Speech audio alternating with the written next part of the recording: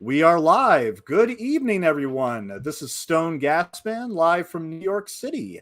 And I'm here for a special 35th anniversary audio commentary for Howard the Duck, directed by Willard Huyck, produced by Gloria Katz, and executive produced by, what's his name? Jar Jar Binks? Oh, I forget his name. The name. Jorge Lucchese. George Lucas, of course. And here I am with two very special guests, Ernie Trinidad, who is the director of Howard the Duck, which I will be posting the Indiegogo right there. He has the Indiegogo campaign for about 30 more days here. Please help support this documentary. I'm really looking forward to it. It's supposed to have many interviews with people from Phil Tippett to Lea Thompson to Willard Huyck. I mean, this is going to be a glorious documentary. But also with me, not to neglect B-Movie Mike from Region Free Podcast. How are you doing, sir? Doing great. It's good to be here. I love the movie. Doesn't get enough love. Doesn't get enough love. Yeah, it gets too much hate. I think we can all agree with that. It's gotten much too much hate over the years. But real quick, so Ernie, just to double check, you and Mike, you both saw the movie in the theater. Is that correct? Opening weekend. August 1st, 35 years ago, opening weekend. Oh, and I'm willing to bet it was opening day too. So I just can't remember for sure. What was your initial reaction, real quick? I was about 16, and I thought it was just okay and kind of slow. But now that I'm much older, I think I get it now. Awesome. How about you, Mike? I got to see it at a drive-in. I don't know if it was opening weekend or not, but it was definitely during its first run. I was 17, almost 18. I turned 18 in October that year. So, it had rock and roll. It had pretty girls, and it had lots of good, cool comedy. And it was funny. Like I was telling you before, it was the 80s. Silly stuff was acceptable back then. I mean? It didn't seem any more out of the realm of, weirdness and anything else that I had seen up till that point. So I rolled with it. I thought it was funny. I thought it was enjoyable, and I still like it to this day. Yeah, I'm pretty. Oh, go ahead, Ernie. No. Sorry, I was just agreeing. Oh, okay, wonderful. Yeah, and as for myself, and I was 7 years old when this movie came out, so I didn't get to see it in the theater. However, my parents rented it on VHS, and I think they were very embarrassed, needless to say, at the fact that here I am, 7 years old, and watching this movie where a duck gets a job at a hot tub place, and there's a lot of sexual activity, a lot of just weird stuff going on. I think they were properly embarrassed but I became a fan of the movie, and I'm a fan of the movie to this day. And I've seen it many times over the years. I've shown it to several people in different capacities, which I will share with as well. But at any rate, tell you what, I think we should just go ahead and let's jump on in the movie then, shall we? I tell you what. Yeah, I was going to say, I think this is officially the first time I've watched Howard the Duck twice in one day. Really? Oh, that's a first. Yeah. Even I can't. I wish I intentionally watched it for my own personal enjoyment twice in one day. Yes. Okay. So we'll tell you what, guys, we have it paused at 0000 at the start of the Universal logo. We'll start on the count of 3. You got your remotes ready? Ready to go? Okay. On count of 3, 3, 2, 1, and play. And here we go with the mid-1980s Universal logo, opening up Howard the Duck back in the 1980s. Now, to give a quick background on this movie, and hopefully Ernie can correct me if I'm wrong. In 1973, George Lucas, of course, directed American Graffiti, released by Universal Pictures, written by Lucas and Willard Huyck and Gloria Katz, about, of course, the 1962 and high school is ending, people, the Vietnam War is about to go up and everything, and it's a very nostalgia-fueled journey of just looking at kids before they're about to get out of high school and leave their hometown in Modesto. And that was the same year that Howard the Duck premiered by Marvel Comics. Steve Gerber put out the first issue, and it evidently became something of a, even though it was a very adult-oriented comic book, it became something of an instant seller, an instant cult seller that people started talking about, despite the satire and the adult elements. And it was basically about a duck from another planet, and his reactions to humans and what they do, and all the silliness that pervades from there. But it was more of a satire. And basically, Lucas gave a copy of the comic book to Willard Huyck and Gloria Katz and say, "Hey, look, this would make an awesome movie." Well, at the end of the 70s, Steve Gerber had actually gotten fired for. From what I understand, he wasn't very good on getting the comics done and in on time, so they replaced him. And it was also at that time that a sequel to American Graffiti, Lucas really, after the success of Star Wars, he really wanted a sequel to American Graffiti. And he went back to Willard Huyck and Gloria Katz, "Hey, can you do it?" And they thought it was actually creative suicide, according to Gloria Katz's own words, to try to do a sequel. So they suggested a friend of theirs from film school called BWL Norton, that was his name, and they made more American Graffiti. And then 2 weeks after that, we had French Postcards, released by Paramount Pictures and directed by Willard Huyck and written by Gloria Katz. And in 2008, I was writing for a website called DVD Verdict. And I reached out to him because I was assigned French Postcards, and I basically just wrote him a letter in the mail. And I was too nervous to go to him and say, "Hey, look, I'm such a Howard the Duck fan. I just want to talk about Howard the Duck." No, I went in under the guise of a French Postcards interview. And I don't have the audio interview anymore, but I do. There is a transcript available online, which I can quote later. But yeah, I interviewed them over this movie. And then when it finally got to the end of the interview, I had to confess my love for Howard the Duck. And this is exactly what I said. I said, "Look, here's the story. In 2001, I was on a ship in Japan. I was serving in the United States Navy. And I brought a movie in on VHS. And the journalist who showed all the movies on the ship, usually on one channel, I brought it in and say, I want to show this movie." And everybody was so excited. I mean, the rooms were crowded watching Howard the Duck. And but halfway in the movie, it just stopped for no reason, just completely stopped.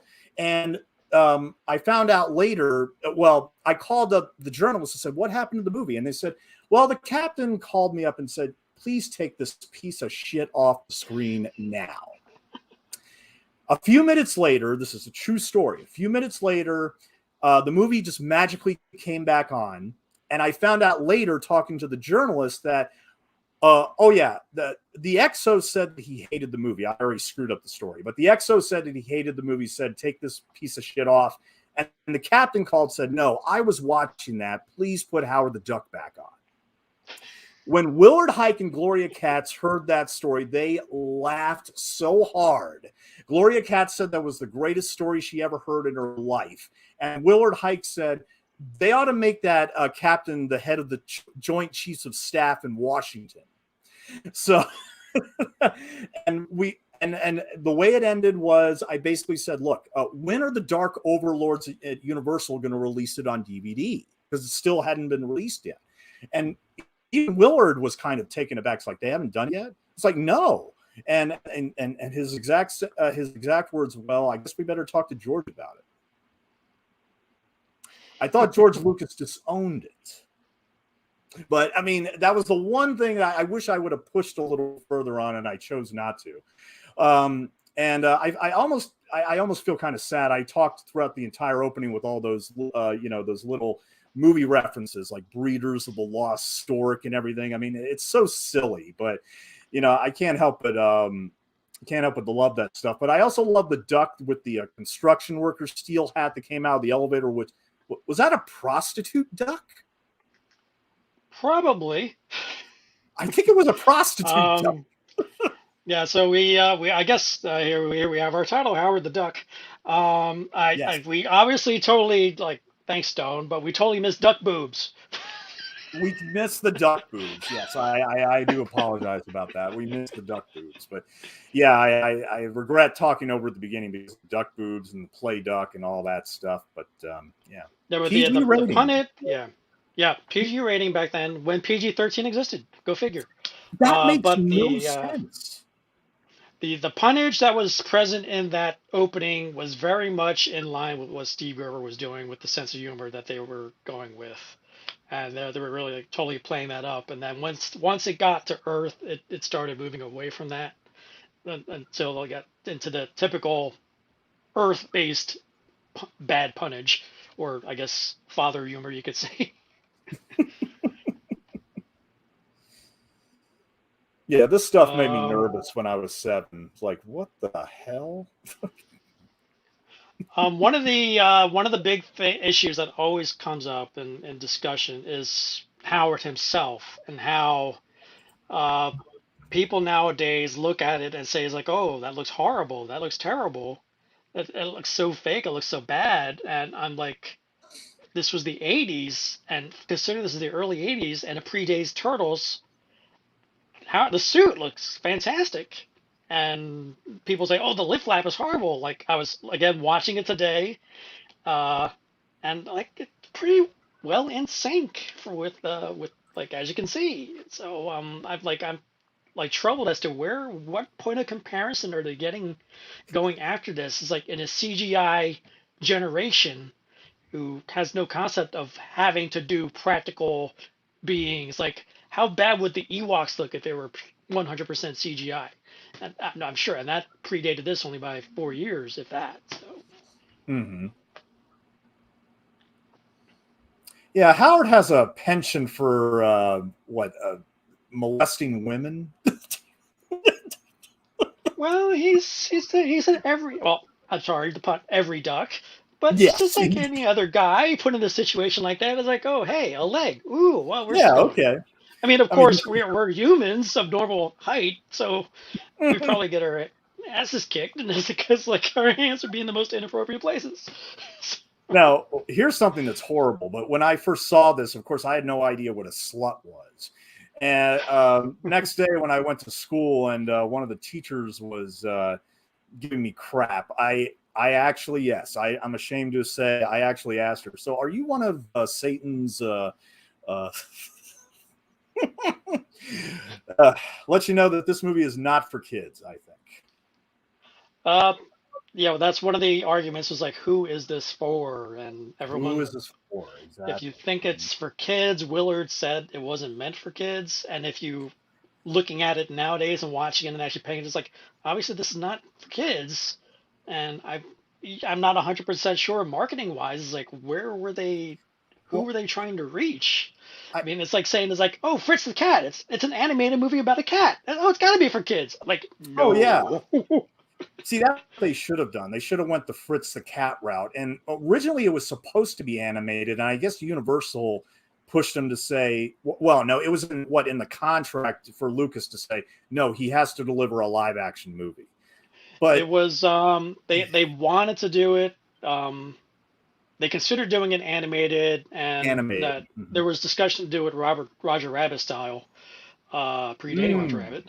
But they said because they were locked into the release date, they said they didn't have the time for post-production. So they said, we're just going to have to do this live action. So. And here's Lea Thompson, of course, from she was in the mega hit Back to the Future, which was released by Universal the summer before.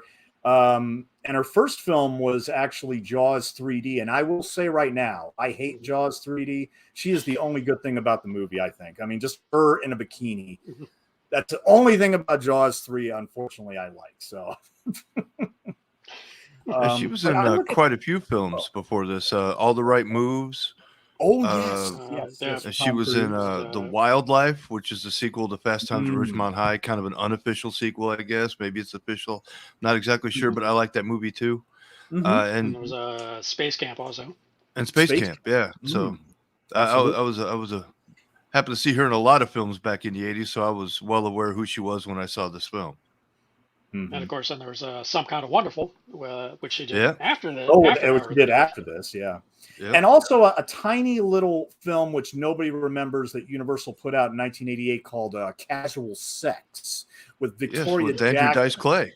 Yes, the Dice Man. Andrew Dice Clay in actually a warm role. He actually is a warm, fuzzy guy at the end of the movie. It's unbelievable. And when I did a review on Casual Sex, Lea Thompson actually liked the review. So evidently, she's still very proud of her work from the 80s and everything. And when I read this really upset me. But she has been trying to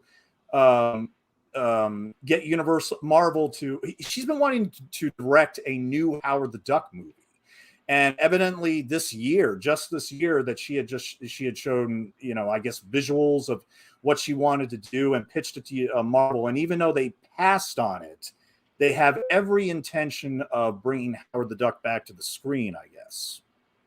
So. Well, yeah, we'll see. I mean, we see. were supposed to get a Kevin Smith Hulu animated series, which has disappeared, even though it was greenlit and then canceled. And then she was mentioned that she will have to do a follow-up that she worked on with a pitch with Chip Zdarsky and Joe Kuonis, who did the most recent iteration of Howard the Duck. And that didn't go anywhere. But one of the subjects that we bring up in the documentary Howard the Duck is, what do you want to see in a Howard the Duck sequel? A direct sequel to Howard the Duck, not a reboot. We're talking a 35 years removed Howard the Duck sequel. What do you want to see? So that's one of the things we talked about. And I want to shout out to Watch Waddle, who has some animation that'll appear in the documentary. Oh, wonderful. Wonderful. All right. Yeah, he's absolutely right. I mean, I have those Cherry Bomb songs in my playlists to this very day. I adore Hunger City. Adore it. But Lea Thompson, I think she wanted to, she was going for a cross between Madonna and Cyndi Lauper, and I think she pulled it off, actually. I mean, she's adorable in this role. I mean, and even the critics at the time, they were not as harsh on her as they were with the movie. In fact, I think we can all assess that, when Ishtar came out, producer Warren Beatty got on all the critics' backs about how there was not one single review that didn't touch upon the film's budget. And that's also the case with Howard the Duck in many, many ways. I mean, Siskel and Ebert, they wouldn't shut up about go ahead. Sorry to interrupt you, Stone. No, go ahead. But one of the stories that came out when I was interviewing Ed Gale is how he did this, like, for example, this scene we just saw, how he did this scene. He can't see out of that head. Yes. So he literally walked the entire scene backwards, counted how many steps he's got to take, which direction to turn, and then he did it when they called action. He did it forwards. So he knows exactly how many steps to take, when to turn left, when he's got to start walking up the steps. And he was like thinking, I was like totally amazed he did that. And another thing to note is that I didn't catch this the countless times I saw the movie until suit, and when is Jordan Prentice in the suit. You can notice it by the way they walk. So whenever we see Howard walking, if you see like a bouncy walk to him, that's Jordan, the child actor. And if you see a walk that has a slight imbalance in the walk, that's Ed. And then you'll notice when he gets into chairs, if Howard jumps into the chair, that's Jordan. And if he's like kind of shimmying his way into the chair, that's Ed. So I think I noticed this. I think when he sits down, I can't remember. I think this might be Ed in this moment when he jumps into the chair. So when we get to it. Do you think Ed was in the suit for the bedroom scene? Because he's a super lucky guy. I mean, Ed was in the suit for the bedroom scene, and Lea said that if it was Jordan, she wouldn't be able to do the scene. Exactly. Because Jordan would have been about 13, 14 years old at the time.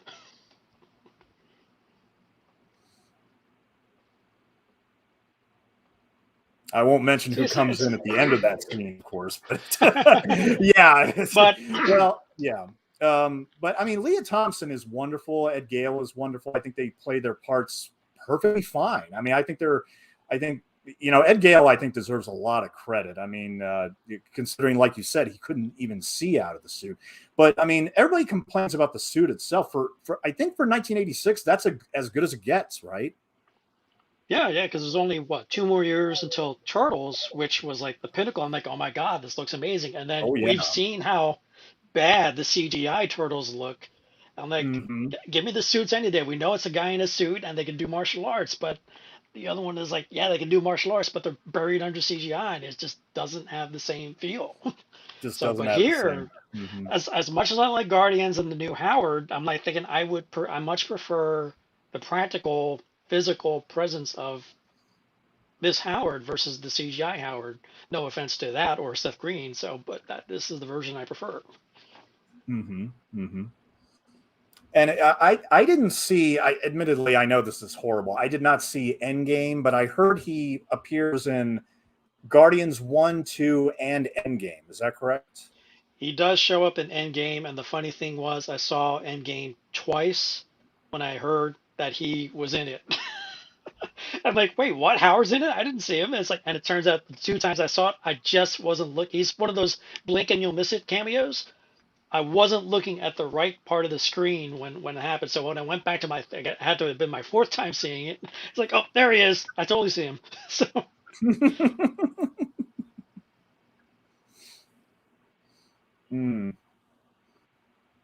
But in terms of Lea's performance, it's like she really went all in.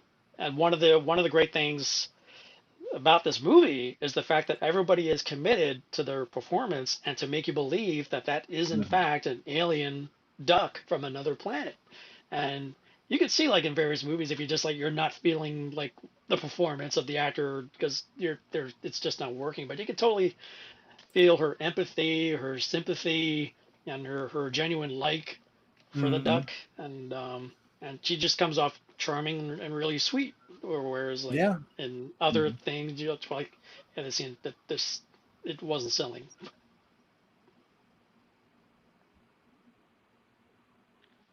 Now here's the infamous wallet scene. I think in the TV cuts they removed the condom. Yeah, in the UK cut, they removed that bit for some strange reason. They were okay with duck boobs, they were okay with the spa, but you can't show an open condom and you can't show the tentacle scene without giving any spoiler with the cigarette lighter. I confirmed that with Willard Huyck himself because the British got a DVD before we did. And evidently, according to them, they cut 2 things out. They cut the condom, which looks like it has a hair on it, as well as the tentacle coming out of Jennings' mouth when he recharges himself with the cigarette lighter. Yeah. Which, incidentally, all that stuff looks even better on the 4K. If anybody watching has not seen the 4K version yet, you must see the 4K.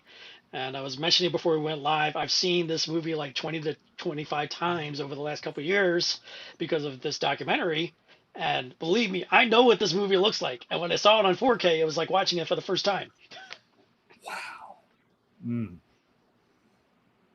Yeah, I've heard nothing but good things about that 4K. So anyway, this is in Cleveland, Ohio. Do you have any idea, Ernie, why Cleveland, Ohio was chosen as the setting? Well, for one, that's where it was set in the comic book. Oh, it was. Okay. Yeah.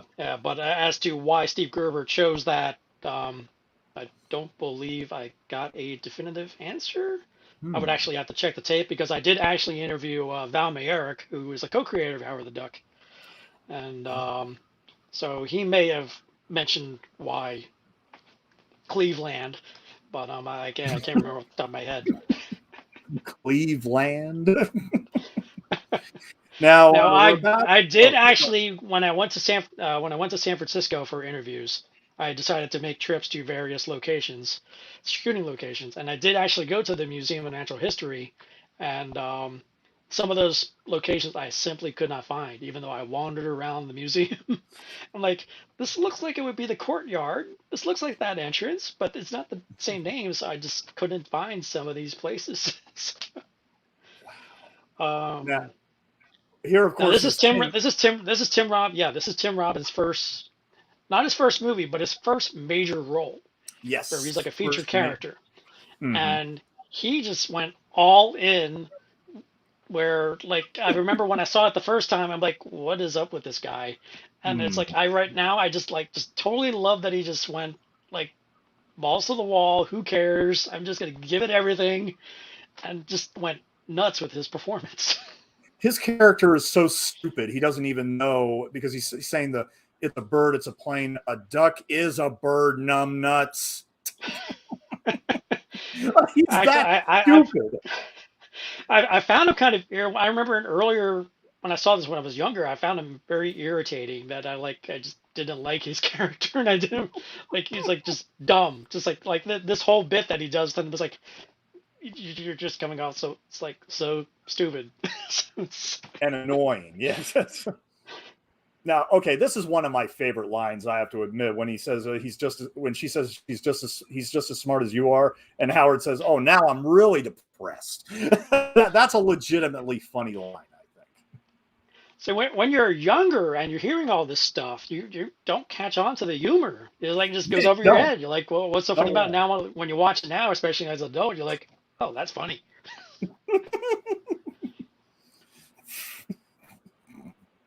We're in the Ohio State. Like, yeah, he went to Ohio State. Yeah, I buy it. Tim Robbins, he only made 4 movies before this. I believe, if I know him off the top of my head, Toy Soldiers, Fraternity Vacation. The only one that I know of before he did this was The Sure Thing with John Cusack, where he played this annoying motorist who drives John Cusack and Daphne Zuniga cross country, and he wants to entertain them with show tunes. So he starts, singing, button up your overcoats in the age of Aquarius, annoying the hell out of John Cusack. I think this duck is Jordan. Okay, because you can see by the way he's walking. The waddle, yeah. He's got some bounce to it. So, I think did Top Gun come out? Oh yeah, that was after this. That was. Was that after? I think it was right after Howard the Duck. Yeah. I can't wait till the sequel comes out because I'm going to go on as an 8-year Navy veteran, I got to go on a massive rant about Top Gun. I'm not going to do it now, of course, but not a fan of Top Gun at all. Yeah. Are you going to wait till after you see Maverick or do it before Maverick?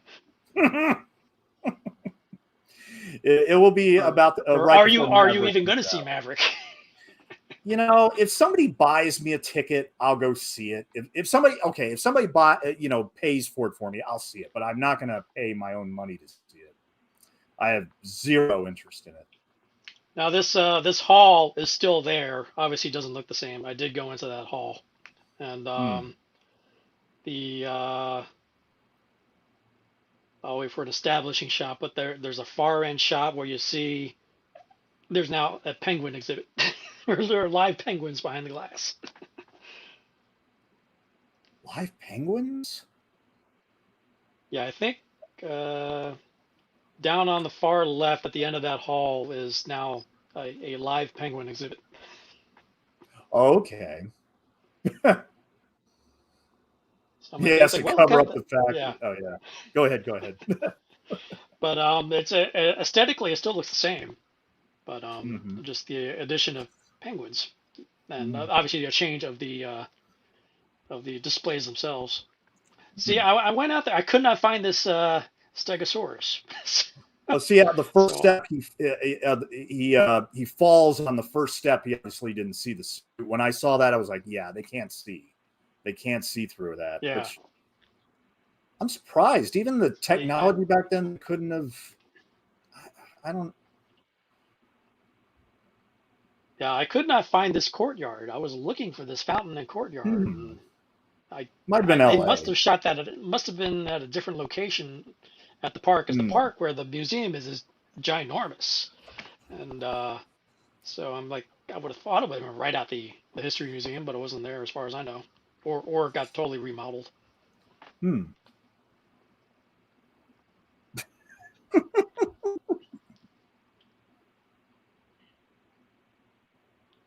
Now, see, I can understand some of the human beings on Earth thinking, oh, this is just a kid in a costume.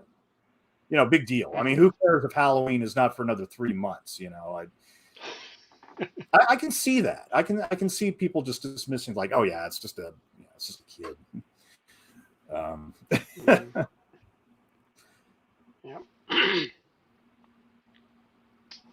Oh, and then he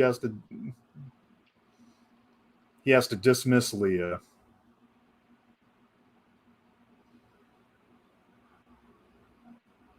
I like how his tail is outside of the sweatpants like that.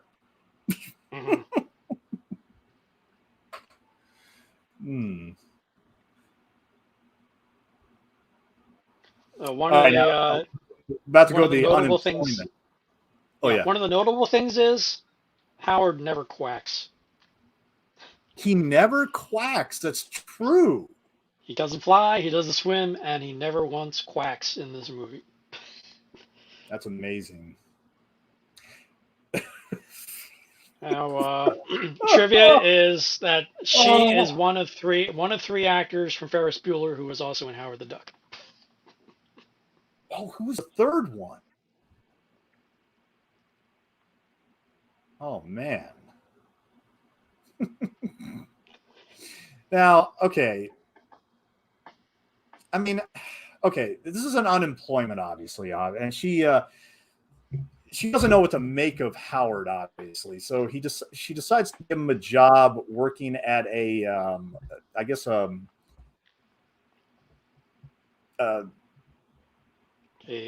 are they called? It's a spa, but it's like an erotic spa. Like they got a mud room and everything, or like a bathhouse. Yeah, exactly. I guess that's more appropriate. Yeah, bathhouse spa. E.g., parental guidance suggested. My theory as to why this did not get a PG-13 is solely because of George Lucas. Because, as most people or a lot of film fans know, PG-13 was created because of Spielberg. The Beating Heart and Temple of Doom and the Gremlin in the Microwave and Gremlins upset so many parents, and they finally pressured the MPAA to create the PG-13 rating in 1984. I may be wrong, but I personally think the only reason why this got a PG is because of George Lucas. Like they said, well, why not just give it a PG-13? Though I don't. And also the fact that it's a duck, so maybe they're thinking it's like, what harm could there possibly be with a duck? And it's like, in terms of the duck boobs, it just came to my mind that in I guess it was 81 or 82 when Dragon Slayer came out. That was a Paramount Walt Disney co-production, and there was nudity in there, where a certain character is revealed to be somebody else, and it's done through nudity, and that was a PG movie. And how there are a lot of scarring and disturbing things in Dragon Slayer. That is amazing that movie got a PG, and it's one of my favorite fantasy films. If you've never seen it, I highly recommend it. But that was a PG movie too. I haven't seen it for years. Jaws. Oh. Yeah. From 75. Oh, yeah, Jaws was PG. Right. And that was that would be R in modern time, just as it is. Yeah, this was this was very, very bland compared to, it was very tame compared to like Jaws or something like that from the 70s. I still think the most egregious PG rating was given to Can't Stop the Music, which not only showed Valerie Perrine, she showed her boobs in a hot tub at the YMCA, but you also went into the male locker room and you saw a guy hung like a horse. PG, parental guidance suggested. Yeah. It's very different now with the rating, where they can say you can drop one F-bomb in a PG-13 movie. But Airplane had a boob shot. Yeah, that's right. Yeah, Airplane did. That was a PG. But I remember at least 3 F-bombs were dropped in The Right Stuff, which is PG. Yes, that's right. That's right. So I'm like, did he just? He did. Oh, he said it again. And now this part where, this part here where there's that's a duck, man. That's a duck. I visited that location, and I was amazed that while some of it changed, it's coming up, but there's like 2 things that are still there, and you'll see it shortly. That whole storefront's gone is completely different now, but just real quick, that's my favorite extra of all time on the bus. That's a duck. That's a duck, man. My favorite extra ever. Period. Yeah.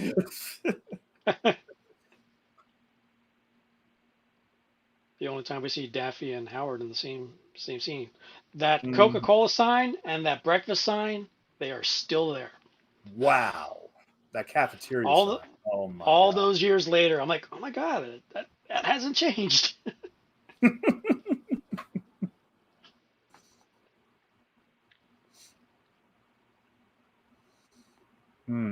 Flashback to where he landed. I was like, oh, okay. Now, Lea, I don't know if you guys knew her or not, but Lea and the rest of Cherry Bomb all played their own instruments and did all their own singing. Wow. And I knew that. Three of the 4 were trained to sing. Lea had to be coached, and she was concerned that they were going to dub her when the film came out, but it was Dolby who insisted that she be the one on the soundtrack.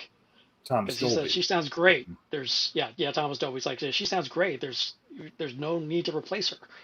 So, and she said she was concerned about that all the way through production, that she was not going to be heard, and then ultimately, that's all Lea Thompson doing her own singing.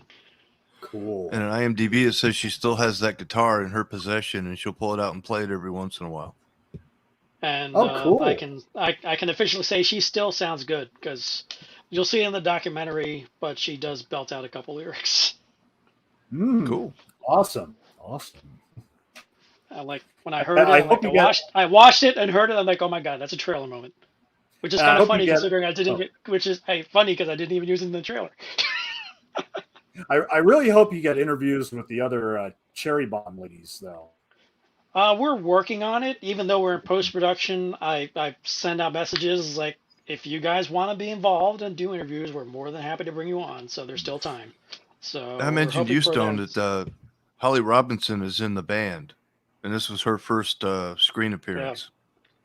Yeah, Richard Edson, who was just on the left, he's the other Ferris Bueller actor. Oh, okay. He was the car valet guy who took the vehicle for a spin to Star Wars. That's right. Mm-hmm.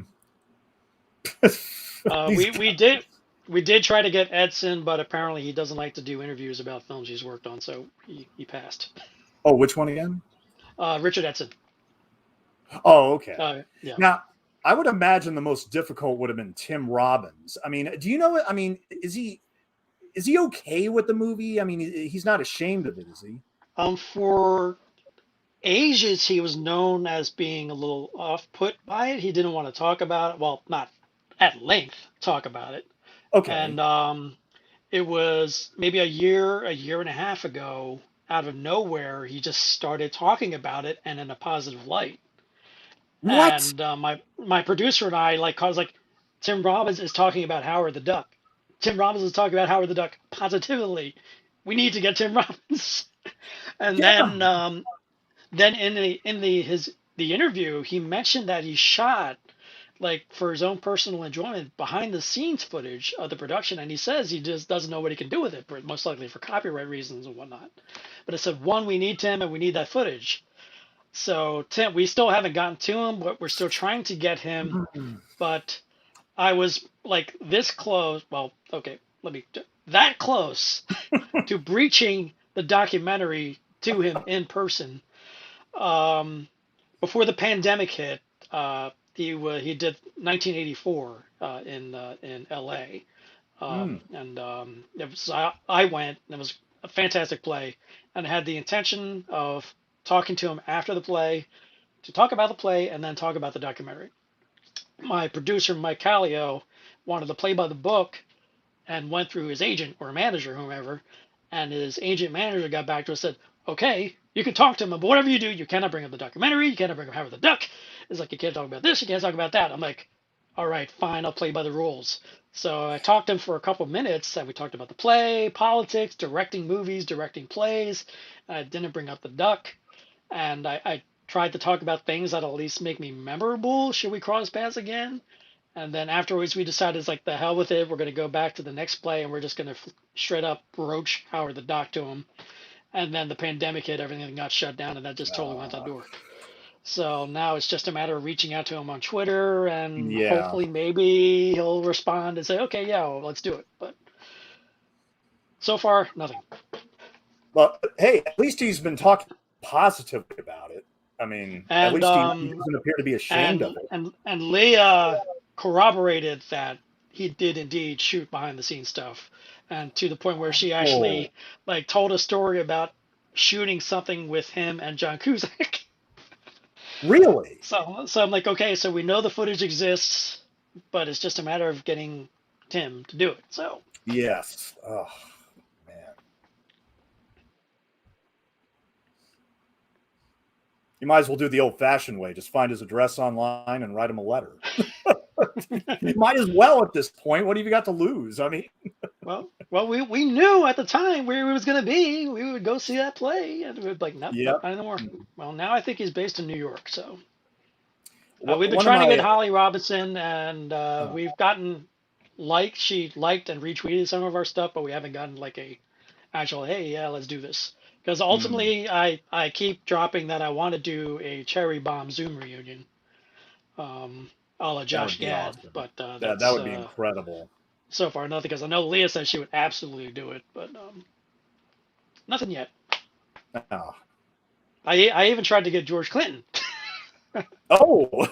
So, but no, nothing's come from that either. But Cassine Gaines, who wrote the oral history of Howard the Duck, said he interviewed George, but it wasn't the greatest interview, but it was an entertaining interview. So he said it would be great if I managed to get him. I'm like, okay.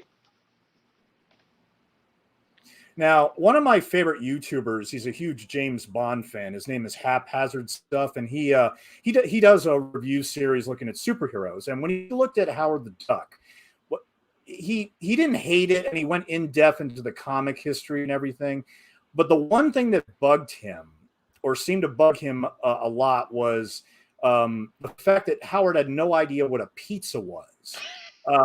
Considering the duck world is very, very similar to our world, in that if we all evolved very similarly, how would he not know what a pizza is, of all things? And he goes on a rant for like 20, 30 minutes about this, but you know what? He has a point. He has a point. I mean, pizza is synonymous with beers.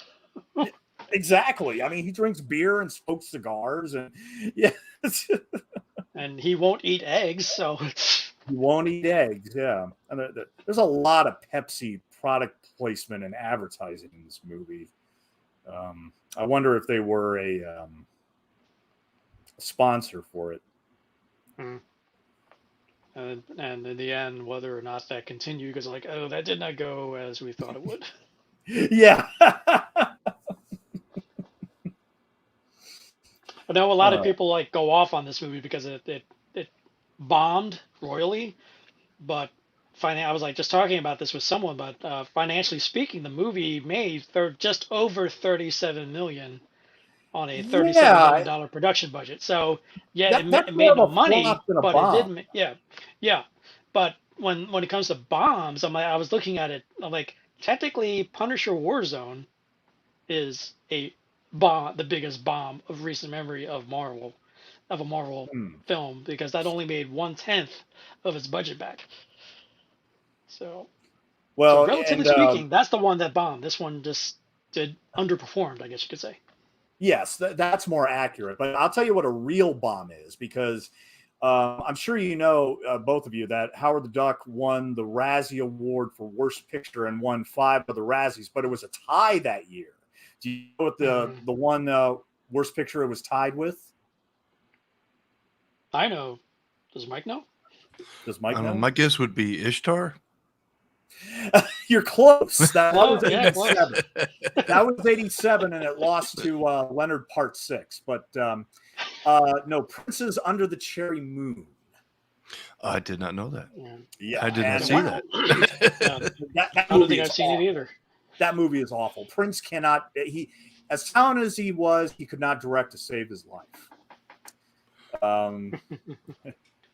Purple Rain was passable, but yeah, I didn't see the rest of it. Obviously, a big scene is coming up that's left an impression on generations, especially young people or next to both genders.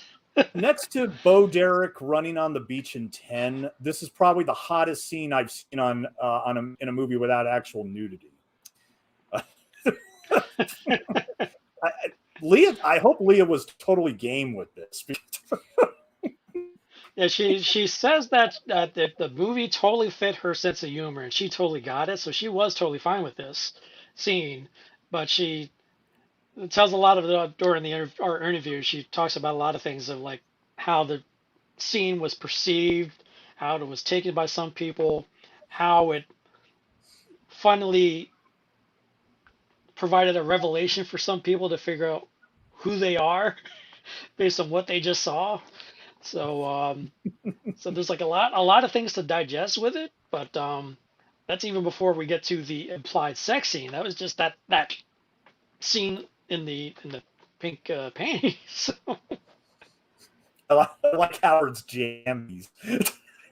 Like they bought those from like at a kid's store or something. Oh man. Would it be Kids R Us? Was Kids R Us like back in the mid '80s? Or was it even Toys R Us back in the '80s? Yeah, they definitely existed back then. Planes or something on it, or there's a funny story that Ed Gale told about how the mechanics in the head can receive interference from remotes. And he mentioned that during this scene, I think it was this scene in particular, he was like saying something and the jaw just went, "What?"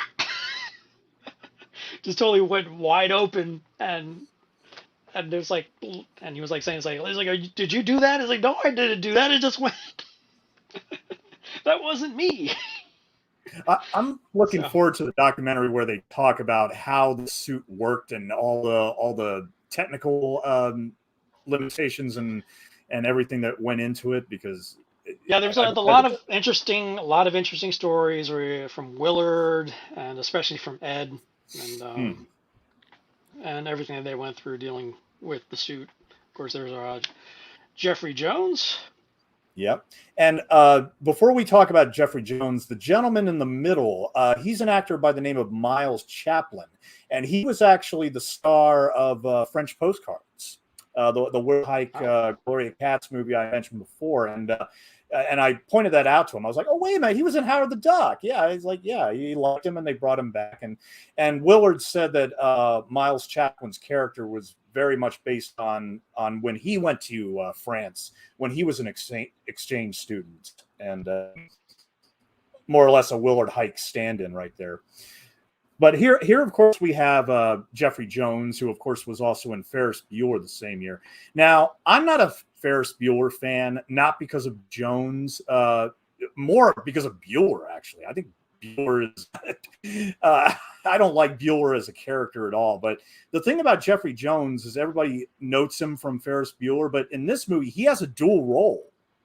He essentially has a dual role as both Dr. Jennings and the Dark Overlord of the Universe, and with the help of some great makeup, which I like who did the makeup, because they did a terrific job. It was Tim and Barry Berman.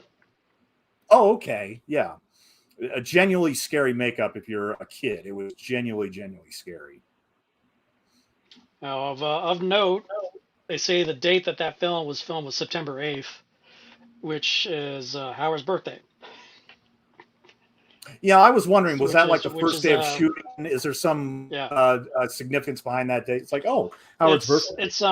It's also Willard Huyck's birthday, so I don't know if it was tied into that too, but it was just kind of weird coincidence, I guess, that it'll all happen to be September 8th.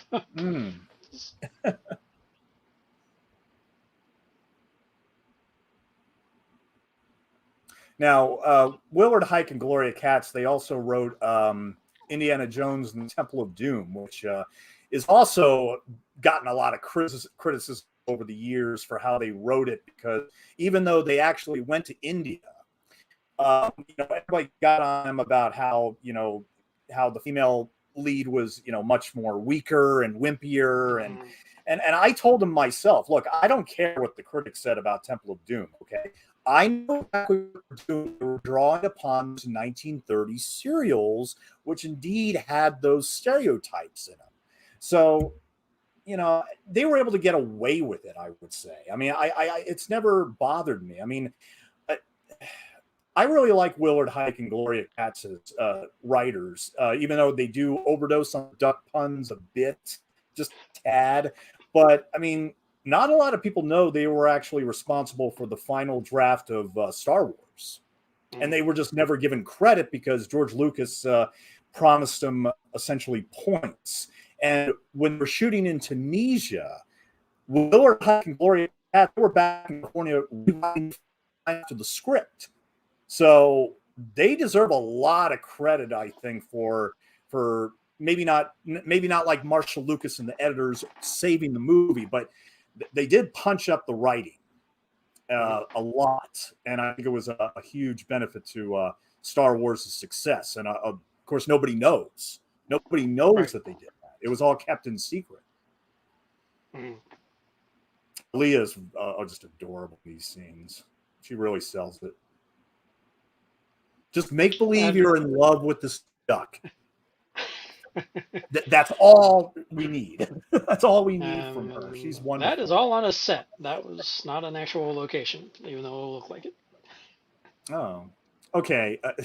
All right. If Martin Scorsese can rip off a line from what is it? On the Waterfront, then so can Gloria Katz and Willard Huyck. Okay, and that's what they did right there. They were. Yeah. A lot of people think that. Well, nowadays I know that's what that is. Back then, I was like, oh. Yeah. Like this Casablanca reference line, lines are coming up, and like they can I never knew what that was. I love all the alleys in the world I had to fall into. It's like, okay, Rick. I love those inside jokes. I love them.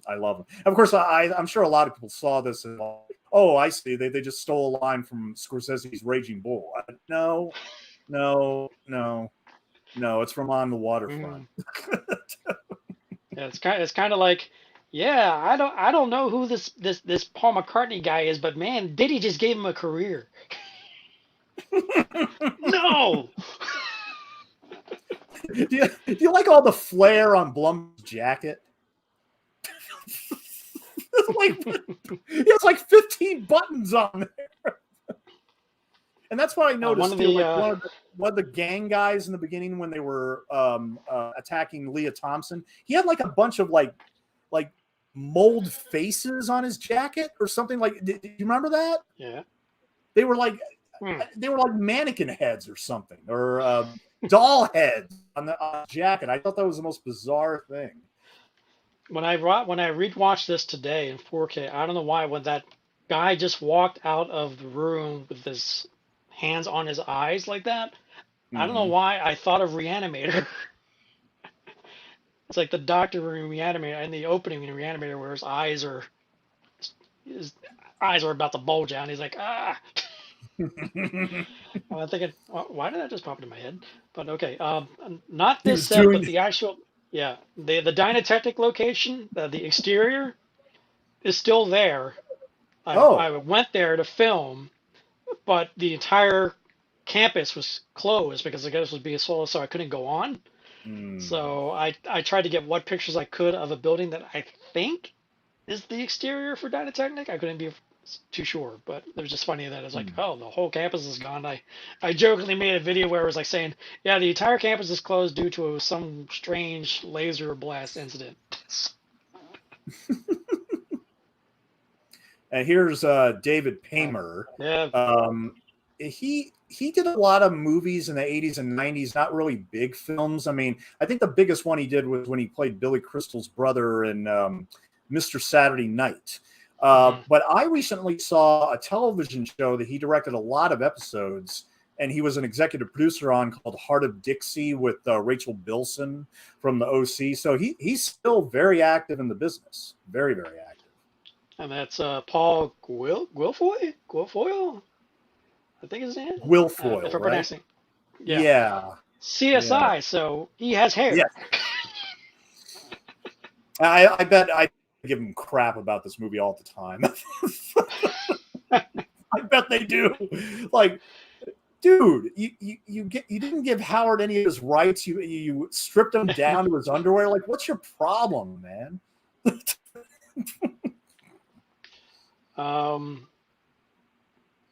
Coming up, you're about to see the puppet version of Howard, and pictures of that puppet have been popping up in where it's in such a sad state.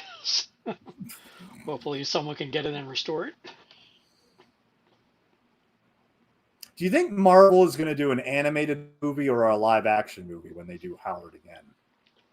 I think it's going to come down to what goes on with his appearance in What If, and whether or not he shows up in Guardians 3, I think.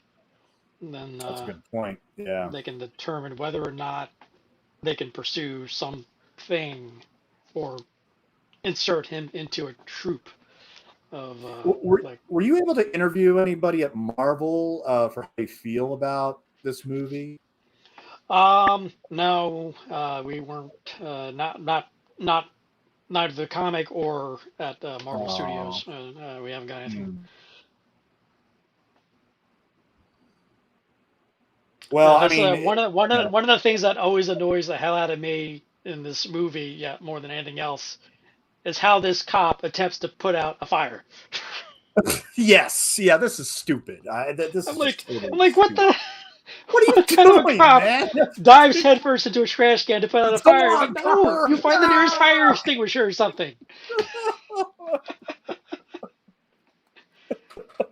It's like, yes, I know it's not an alleged kids movie, but even kids would say, it's like, that was dumb. Yeah, that is really dumb. And of course, Blumber doesn't have ID. He's just a lab assistant. All the cops come and just arrest him for what? Just because there was this massive explosion?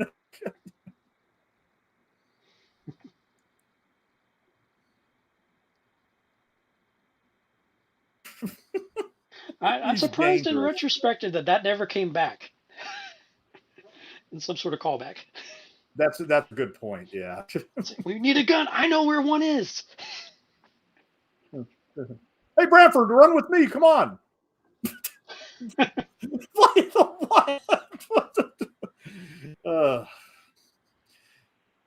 This is where we get Jeffrey Jones making his transformation, and this is where I really loved Jeffrey Jones, because he's really literally changing his character on a dime as he's making his transformation. Literally on a dime. Yeah. And when I interviewed Willard Huyck and Gloria Katz, I mean, the DVD came out approximately a year later. And I remember I was glad to see Jeffrey Jones talking on the commentary on the documentary, and he says he's absolutely fine with the work he did. I mean, I think he's fine. I think both his dual role is completely fine. I mean, and yeah, I mean, I thought he was perfectly fine in this movie. No, I interviewed him for the documentary, and he pretty much said the same. And we went into a little more detail about the work he did. And one of the things I always wanted to ask him was like, when it came to the voice, did that destroy your voice box or anything like that? And he was like, no, not really. It was like it's like it didn't get hoarse or anything like that after having to talk like that all that time. It's like, I know. You make adjustments as an actor. It's like, oh, okay. I'll say that's a pretty deep, harsh voice. I mean, I was wondering if it was dubbed actually. Also, it's a duck hunt. They said Willard said that Ben Burt or somebody in sound tweaked the voice a little bit, but it's still technically all Jeffrey Jones. Oh wow. Oh yeah, so Ben Burt, who is famous for he won the special Oscar for sound effects editing for the first Star Wars because he worked on R2D2 and C3PO and gave us those Chewbacca's voice, using lions and tigers and bears, and yeah, just a brilliant sound designer. One of the funniest things I noted watching this in 4K on a large television is that when you do little wide shots, you can tell the stunt persons look different than the actual actors. Like, yep, that's definitely not Lea. And that's definitely not the child actor in the suit. That's got to be all Ed Gale because they can't shoot with child because of the stunts. Yeah.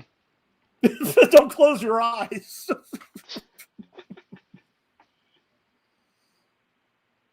Now, I actually asked my parents what he meant by sex change, and they're like, "Nah, just watch the movie." Like, what the hell?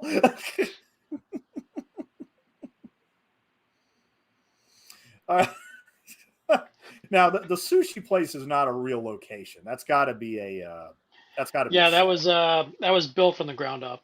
The exterior was built from the ground up, and the interior, that's all there. But the main interior is on a soundstage because they had to use a gimbal for certain shots to tilt the entire diner. But I don't know about you guys. I always found the waitress in this place super cute. I always thought she was super cute. Like, did she do anything else, or? I don't believe so. I'm kicking myself for not remembering her name. But she was one person we really wanted to interview, but sadly she passed away some time ago. Man! And her name comes up often. Jeffrey even mentions her. I think Ed I think even mentions her during her interview, and they were saying how much they loved working with her. So I was like really bummed that when I found out that she had passed, because we're always like, the waitress is awesome. So it's like, I'm looking up her name real quick.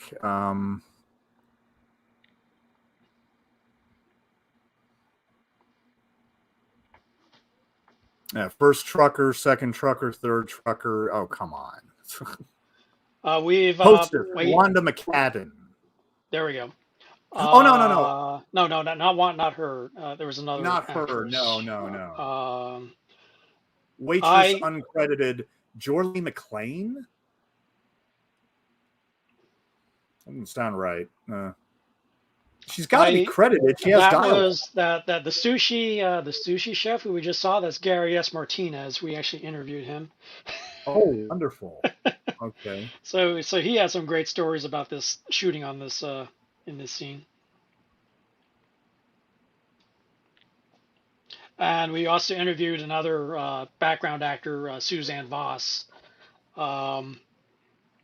in this scene, and I'll point around when we get to it. It's a funny but noticeable way to make herself stand out. Okay. This is Jorley McLean. Yeah, she passed away in 2010. Yeah, there we go. Yeah. Oh man, she couldn't have been that Oh man. Yeah, it was just so funny the way she just plays everything off, and I was like, it's like, oh yeah, I've seen it all. She only did one other movie called Undercover, and she was also in an episode of 30 something. Played a woman in Steam Room. That's it. Oh man.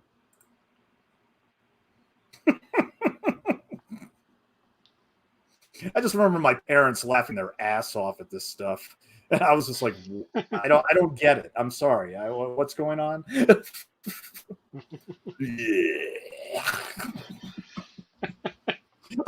Both Howard's and Jennings' eyes go up in that scene. I'm also gotta give kudos to Ed and Lea for keeping it straight as they're watching him just go through this whole shtick. 100%. They're playing it absolutely straight. I think one of my other favorite lines is in this bit too, where he says, "Oh, it must be quite a responsibility." When he says he's a dark overlord, that must be quite a responsibility. Oh yeah, right here, yeah. And as you can see, the makeup gets more grisly and ghoulish as a sequence plays. Look at his jacket. Wow. And in the 4K, you really, really start to see the detail of his deterioration. And you can really make up details on the makeup that may have never seen before. Like flaking skin and whatnot. I was like, whoa, that's impressive.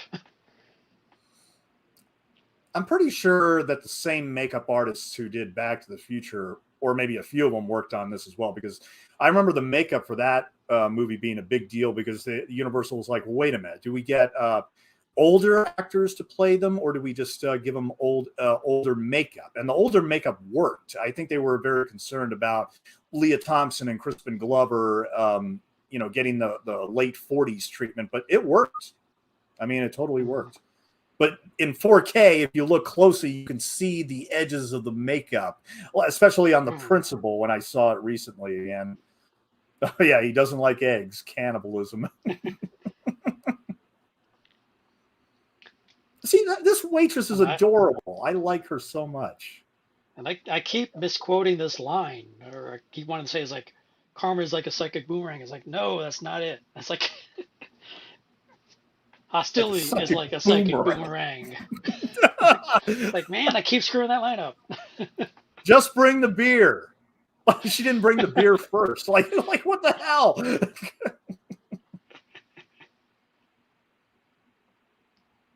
Okay. Nice Heinz product placement.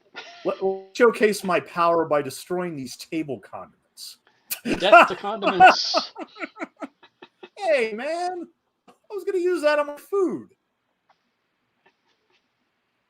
The code key.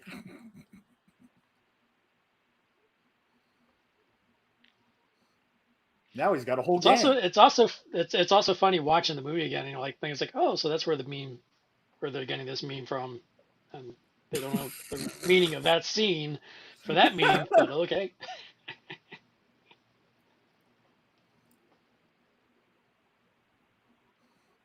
I think this is the second stage of Dark Overlord right here, pretty much. Ugh. Oh, yeah, 4K, man. you can really see all the detail of all that deterioration on his face. Oh, God.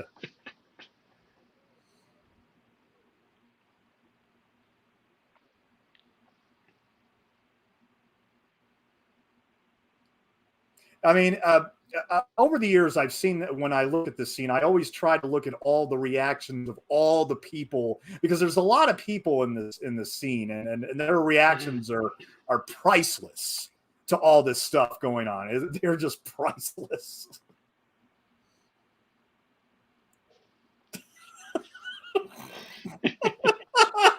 Stop is stupid.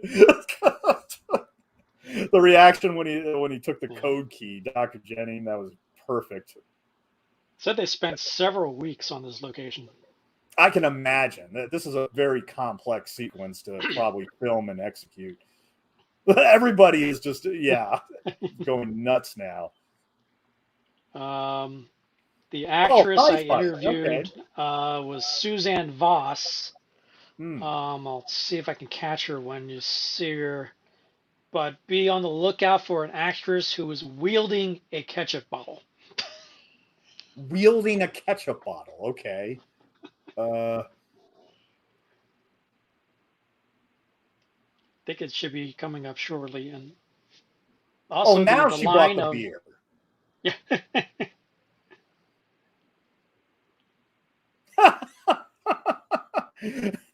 Her attitude just changed on a dime too. She Took My Eggs was an improv by Jeffrey. That was improv by Jeffrey. Oh, okay. Yeah, he's there. She is. That was Suzanne Voss. She was wielding a ketchup bottle. And it's like I was like trying to find her in the scene. T-shirt. Yeah. Yeah. Mm. Yep. The kid wearing the Empire Strikes Back T-shirt. Little nod there. I mean, I do love all the nods. I mean, if critics want to call them lazy, whatever, I do like all the references and everything. I mean, that opening sequence was just chock full of them. I mean, what, a Splash Dance poster, My Little Chickadee with WC Fowl. Mm. Okay, so Howard likes movies. What's the problem? Yeah. And nowadays they can really go to town, like the guy who redoes all the Tom Cruise posters with Howard. Just like hilarious. I like the guy adding the leaves. One of the other things I don't understand here is like, okay, you're gonna cook him and prep him, but you're not gonna take his clothes off and defeather him. I know, yeah. Do you think anybody asked these questions to Willard Huyck and Gloria Katz on set? Probably not. One of the things I did during my interview with Willard was asking him whose idea was this, whose idea was that, where did this come from, and it was like kind of funny. It's like, well, no, I think that was mine. I think that was a group effort. I think it's like, no, we just thought that was going to be funny, so we just put it in there. It's like, oh boy, here he comes. I think my father, he laughed fairly frequently through this movie, but he laughed the hardest at the chili line. That I think that line broke him, just broke him completely. Was the chili line? It's pretty good. Which is funny now. It makes me think it's like, did James Cameron get inspired with the cornbread line from Howard the Duck?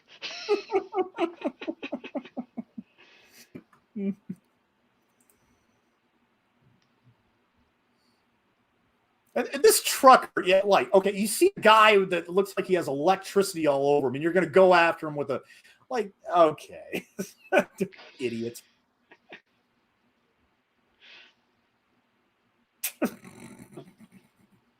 Now, they said that was, in fact, a real meat cleaver being flown around the set. So, that's a real meat cleaver? Oh, my God. Yeah.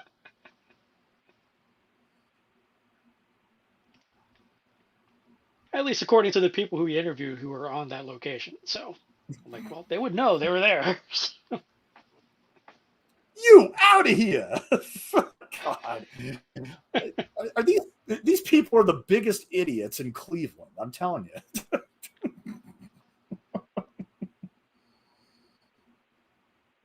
Oh, panty flash. Oh wow. No, I'm serious. They were like reddish pink. Matches her headscarf. So basically you're saying, okay, you got to go to the 4K to verify this and or rewind because everybody's like, what what did you say?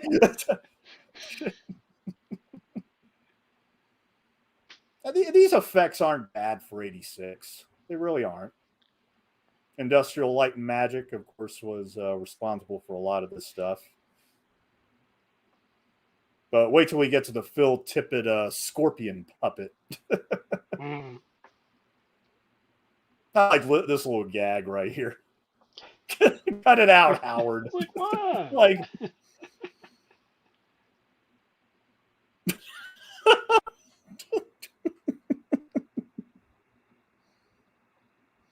God, all that sweat on his hands and everything. Oh, see, all of that stuff was on a gimbal. The whole set's being tilted. It's like when you would think it's like, oh, they probably used like fishing wire to pull everything together. It's like, nope. They just put the whole stage on a gimbal and did it that way, just for that. Hey, like I'm doing this on purpose? I really dig Howard's sarcasm. I don't care what anybody says, okay? I do.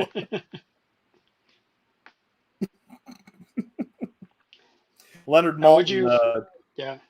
Leonard Maltin, just real quick, he gave this a bomb rating in his book, and he said that, quote, gargantuan production values produce gargantuan headache. And it obviously ended up on Siskel and Ebert's worst movies of the year for that year. Yes. Yeah. Were there any critics that were positive? I found a couple when I was researching the newspaper ads, and I found 2 blurbs that appear repeatedly on Howard the Duck ads, because I guess there were like few critics who actually gave a positive review to the movie. I think one of them might have been from the New York Times or something, but I found that kind of funny. I mean, if you're a kid, Jeffrey Jones is genuinely scary in this movie, I think. That's one of the interesting things I find about talking with people who, when they've seen the movie at what age they were, and it's like, oh my God, that was scarring, that was like terrifying, that was ridiculous. I'm like, really? So it's like it's a silly duck movie. What is that?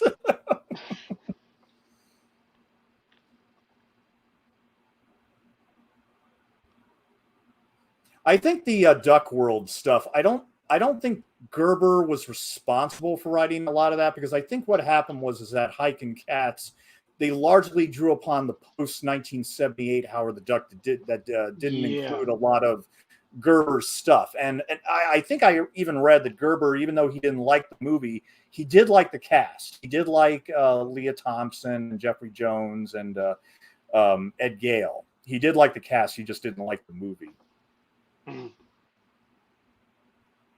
I really should check out that comic. I know they've put out like several omnibuses, I guess, of it, or right, several like updated. Because Gerber is no longer with us, right?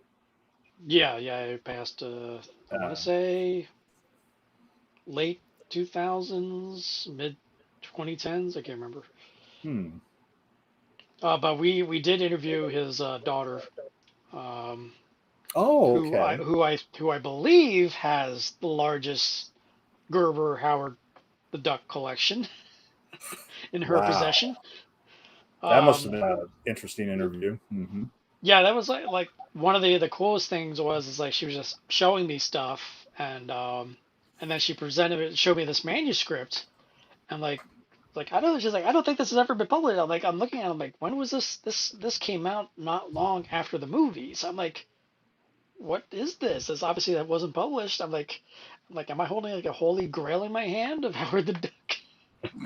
So I have no idea what it was, because I didn't read it, because I couldn't take it with me, of course, and I didn't want to take up her time to read it there. But I told her, I was like, you should probably donate all this stuff to the Comic-Con museum, because or someplace.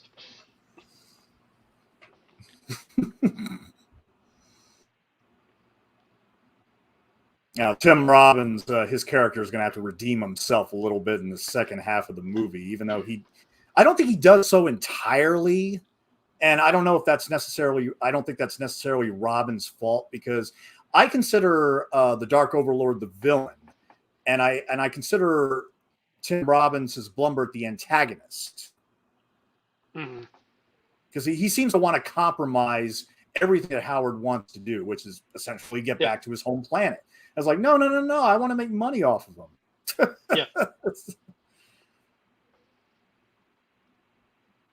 course, cop cars are nothing like that nowadays. Yeah. I think even as a kid, I should have questioned that. Like, really?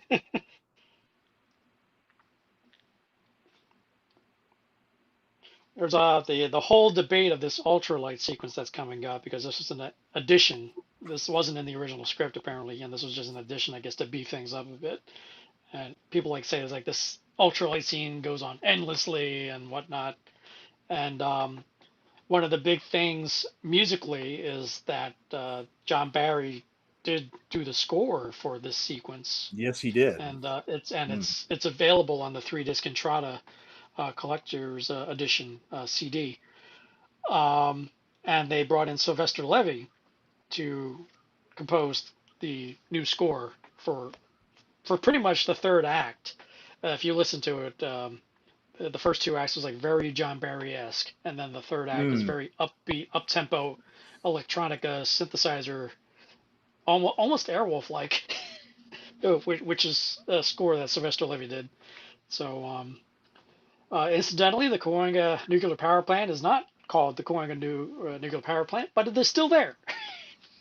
It was still there in Cleveland. Yeah. Yep. I got pictures of the towers. Of course, I couldn't go anywhere near because I'd probably get arrested. So, Levy was brought in to beef up the score, and we were supposed to do a Zoom interview with him pre-pandemic, and then as the pandemic just started getting crazier and crazier, we haven't been able to set anything up with him. So I'm still trying to get back in touch with him because I haven't heard from him. So, but I'm hoping everything's okay. But we haven't heard from him, so we're hoping to get him like at 0 hour to maybe get him back in there to talk about his contribution to the score of the movie. Mm-hmm.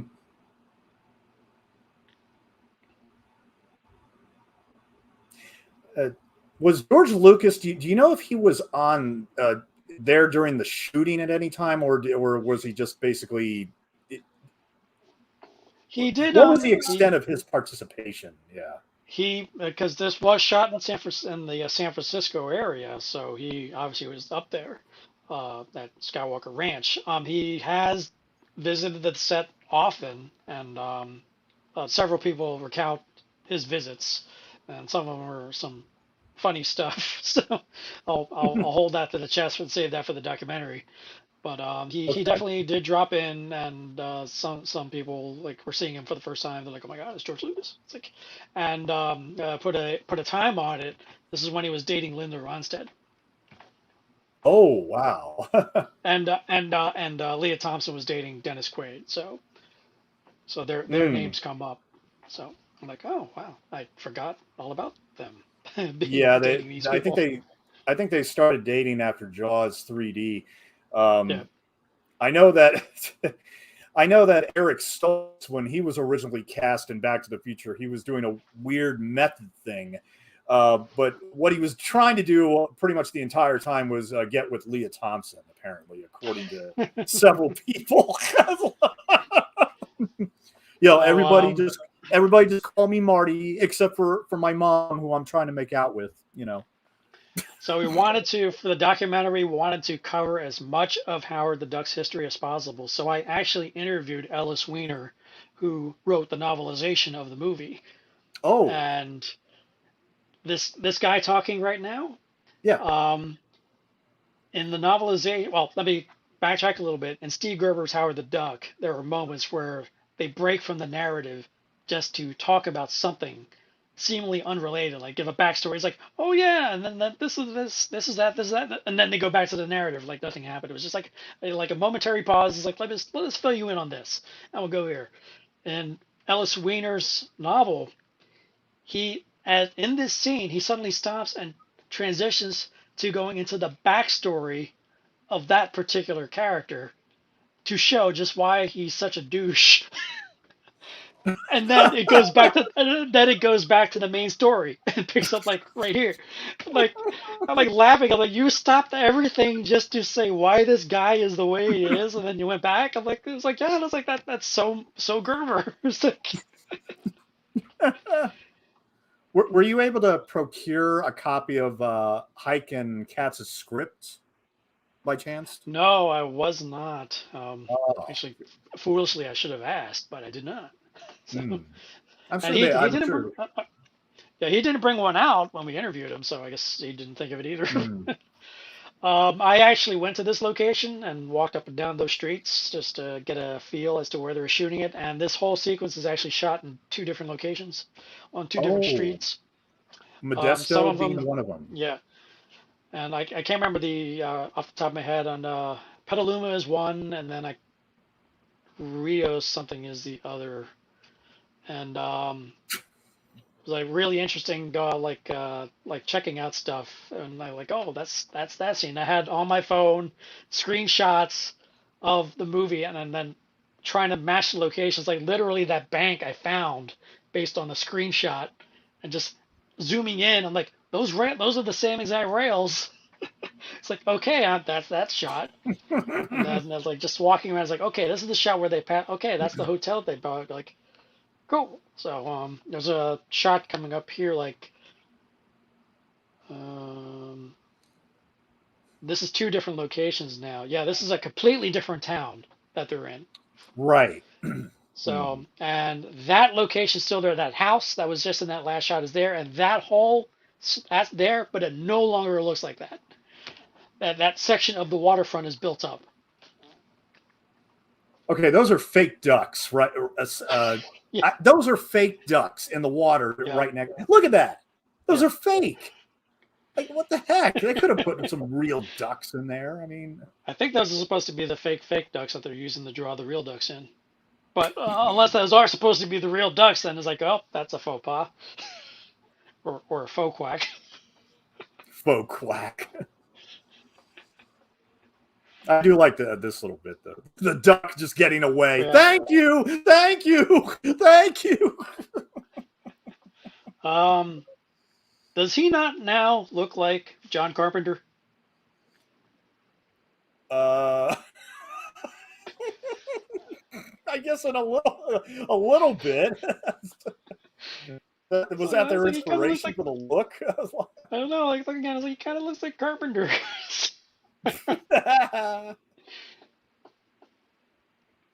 Another detail that I never knew is that Jeffrey Jones drove that truck in this scene. Oh, really? Yeah. So my thing is, like, normally they just have the stunt drivers. Like, no, he was the one who drove the truck. he learned how to drive the truck. He's the one who brought it to the stop. He was like really proud. I was like, I drove that. That was me. And Lea was in there with me. It's like.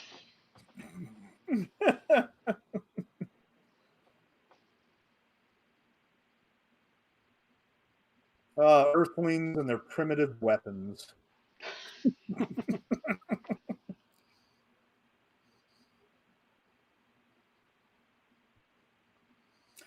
I wonder what the Dark Overlord planet looks like. Do you think it's like a Scorpion world, or? If you go by Ellis Weiner's novelization, Nexus of Salmonis is like a resort town in Miami, Florida. Oh, Mike! There you go, buddy. There you go. I'll pass. I was like reading that. It's like thinking, it's like, wait a minute. It's like Nexus of Salmonis is like a resort town. No, I think I'd rather go back to Hot Tub Fever in Cleveland. Tim Robbins does this entire sequence handcuffed. Yeah, that's amazing. I visited this location too, and I had to go to both sides of the bridge to find the exact shot that of the angle that they were shooting at. And because the first place I went, I was like, this doesn't look like it. I was like, oh, okay. So I went to the other side. I was like, oh, here we are. Oh, okay. Thank you, Watch Waddle. Yeah, decoys. I forgot about that. I don't do much duck hunting, I admit. Nintendo NES, sure, but of course I spend more time trying to shoot the dog.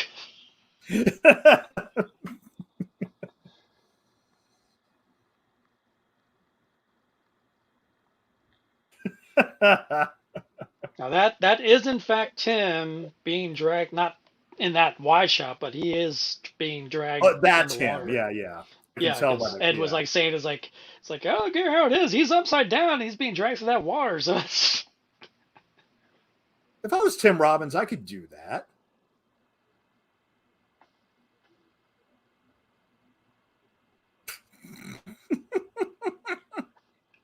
Now, on this recent rewatch of the movie, I'm like thinking, okay, I get how people like say it. It's like, oh, this scene is just going on too long. But I'm like, it goes a little long. Yeah. But it's intercut between action of what's going on simultaneously. So they got to show what all the characters are doing while everything's converging on Dynatechnics. All the cop cars were covered in mud. Yeah. I don't know where the shot was taken from, but Ed shared with me a photo of him where it's Howard's reaction shot where he's screaming and his bill is wide open. You could see Ed inside. Really? It's like his mouth is painted, and around his face is painted, so it blends in with the mouth, but you can actually see him. You can see his teeth and everything. There's a shot in Teenage Mutant Ninja Turtles where you actually see Corey Feldman through the turtle mouth. Oh, no, wait. Corey Feldman gave the voice. So the voice, but you can see the actual, the performer. Yeah, not the actual performer. Yeah.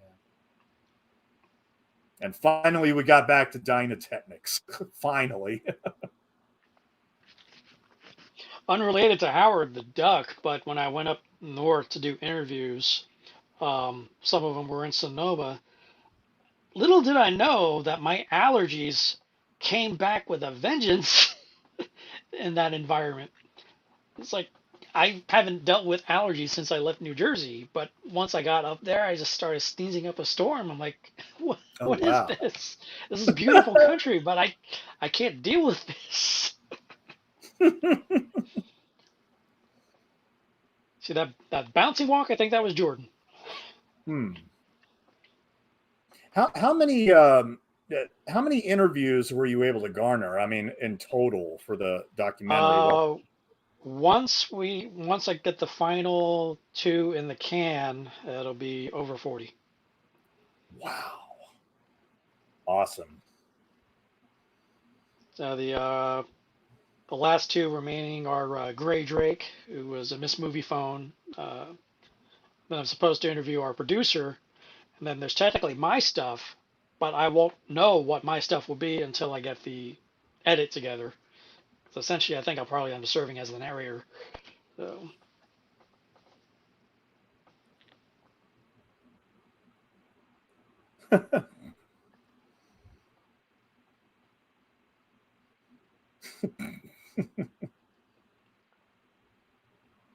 I can't remember if it was during our interview or if it was in a different interview, but Lea said she was sick during this shoot on this part of the movie.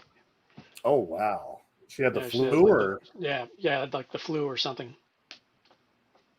So it's like literally in between shots that people were like throwing blankets on her to keep her warm and then taking them off when they were rolling.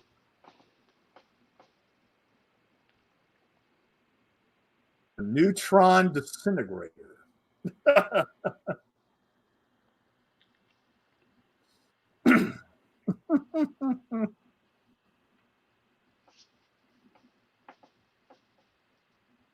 Okay, that was Ben Burt's noises, I'm pretty sure. Insert code key. I love the VHS quality of the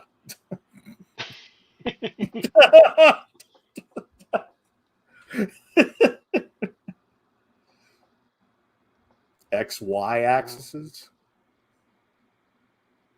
Nexus of Summonus. All right. Wow, look at his teeth. Yeah, the Burmans who also okay, don't tell me that's a phallic thing. Come on. What? Is that a phallic? Oh, in the foreground. Yeah, exactly.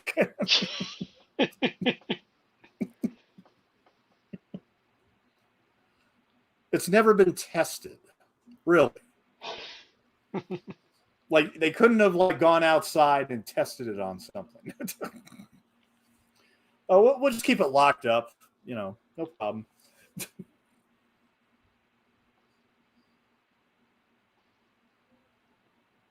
Stay on target. Yeah, exactly.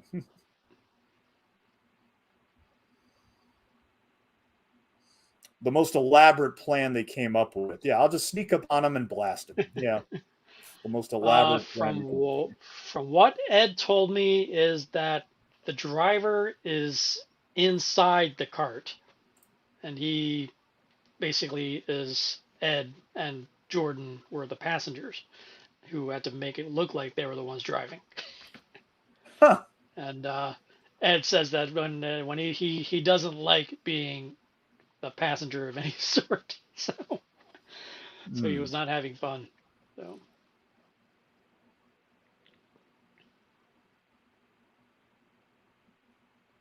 Did we see Dr. Jennings after the final explosion when the Dark Overlord goes up? You know what? I don't think we do. I don't think we see him on screen, do we? After they destroyed the spectroscope, yeah, I don't think we ever see him. But he does show up once before they blow it up, but they never go back to him afterwards. So, so I don't know what happened to him.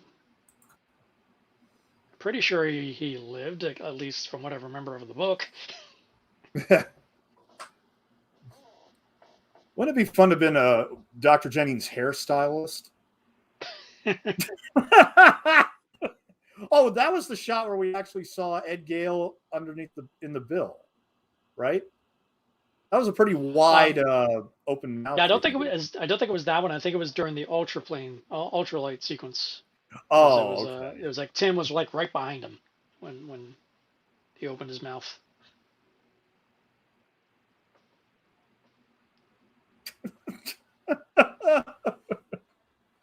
Tim Robbins is try the seatbelt, Howard. Okay. All he had to do was put the seatbelt on and it moves. Yeah, someone pointed out during the interview was like saying there was a blooper. It was like, how did if that seatbelt wasn't buckled, how did it start in the beginning? Yeah, I know. It's like, oh. I also adore the bad breath line. That's a good one.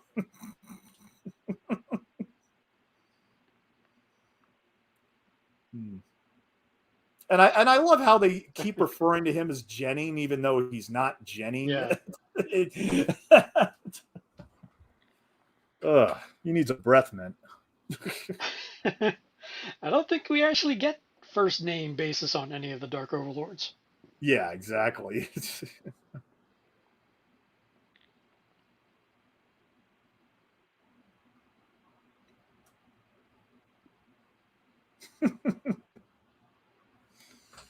see here. When I wrote my review of this movie back in 2008, it was after I interviewed Willard and Gloria. I'm just gonna give right here what my because it was called DVD Verdict, so we always set up the reviews as like a court case. At the end, this is what I say: closing statement. Common perception is that George Lucas is embarrassed by the duck's existence. I can't speak for him, but what is noted by Gloria Katz is that he once said the film will eventually be rediscovered a quarter of a century later in a much more positive light. Whether he was joking or not, I'm sure Lucas is as surprised as anyone else of the film's fan base, even if it's a mere fraction of the Star Wars and Indiana Jones brood. The ultimate irony when it comes to Howard the Duck is Howard's unwelcome visit to Earth, and the journey he goes on remarkably parallels the movie's own history.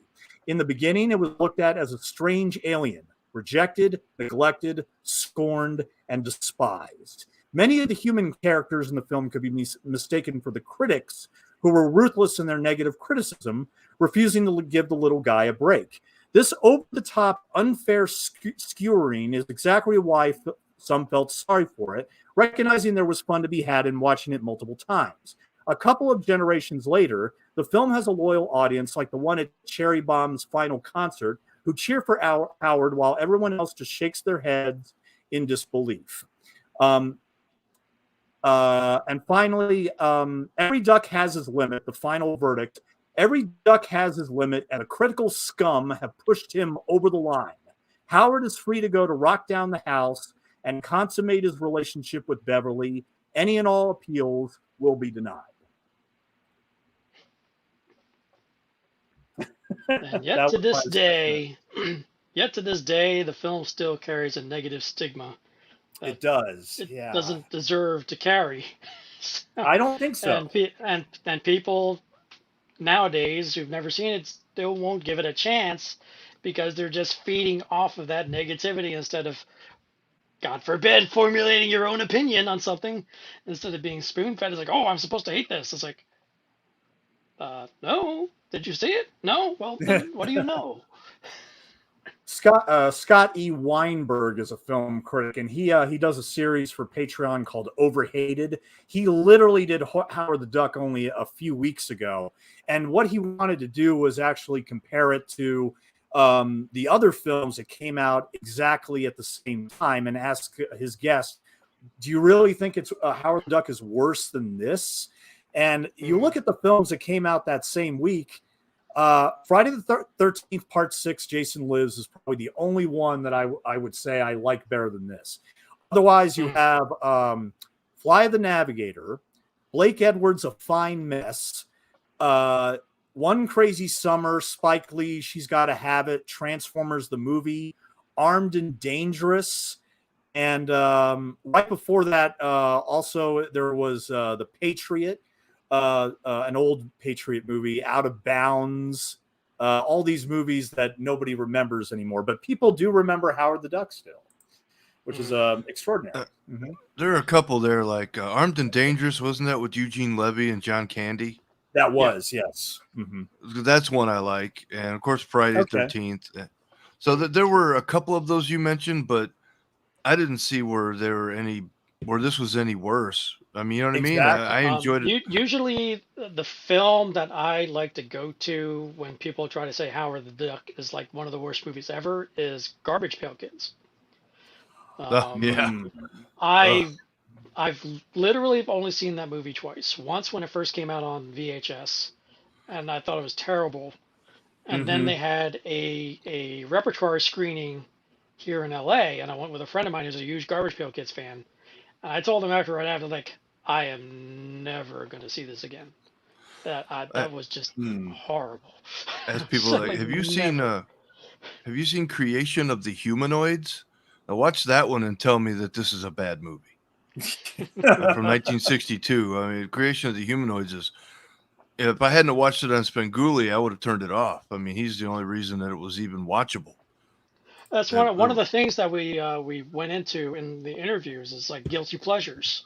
Like, where would you rank Howard the Duck? Is it a guilty pleasure? Because it's like, and everybody has a different answer to what it is. I mean, as for me, a guilty pleasure is a movie that I know is not good, but I still enjoy it. And my prime examples are Superman 4 and RoboCop 3. I recognize they're not great movies, but I still find a lot to enjoy in them, and I actually prefer Superman 4 to 3. Me too. So, Me too, actually. And, I know it's like they're bad, but I'm like, I still kind of enjoy it. But I'm like thinking, Howard the Duck is, yes, better than those two, but compared to other films that I've seen, there are far worse movies than it's like Fantastic Four, Roger Corman's Fantastic Four. It's like, that's like a Punisher, Dolph Lundgren's Punisher. Come on, that's. It's like, you wonder why that never went into a franchise, because like that was like, or Captain America, the 21st Century canon one. Oh. Like I said before. Go ahead. I was say Dolph Lundgren's Masters of the Universe, where he played He-Man. That's a guilty pleasure. Like that was that's terrible. But I think I Howard still enjoy it. Howard is a higher quality film than that, though, to me. So I don't consider Howard to be a guilty pleasure because I don't consider it to be a bad movie. Yeah, exactly. Because if it's so I can't say it's bad because I'm like, I liked it. It's like it's not my favorite movie by all means, but I'm like, I liked it. I can't say it's terrible. I can see where the criticism comes from, but again, I don't know where your comparison is. What are you comparing it to? It's like. I gotta say, with that entire Phil Tippett sequence with the stop motion looks phenomenal on 4K. But we did interview Phil Tippett and got to go to Tippett Studios, and I got to see the original design for the Dark He Oval. still has it. He still has it, and we got to get a tease and looks at some of his Mad God work, which recently he dropped the trail for. And I find it kind of ironic that he was years into development on this thing, and he finished his film before mine.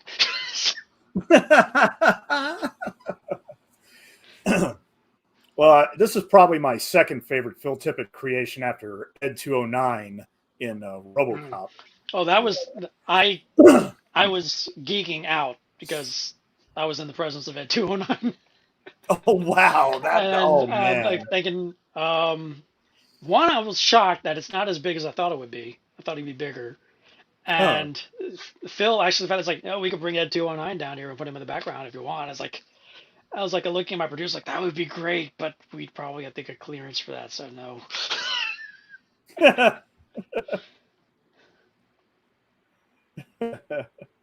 But yeah, Phil was our grumpy old man for the documentary. So he was great.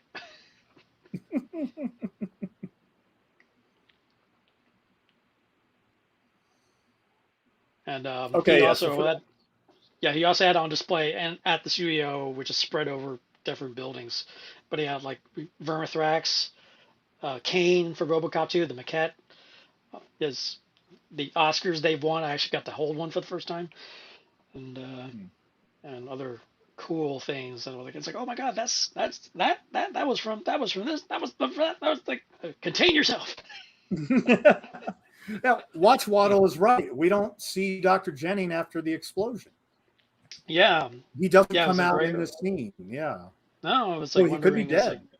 He could be dead. And there's no deleted scenes, but I don't know. Well, I mean, that's a good question. Were there any deleted scenes you were able to find of Howard the Duck? Not that I'm aware of, and I think I may have asked Willard if there were, and I don't think there were. Or maybe even like asked him if there was anything that they wrote that was in the script that they never shot that they would have liked to, but I'd have to check the tape to see if he did or not.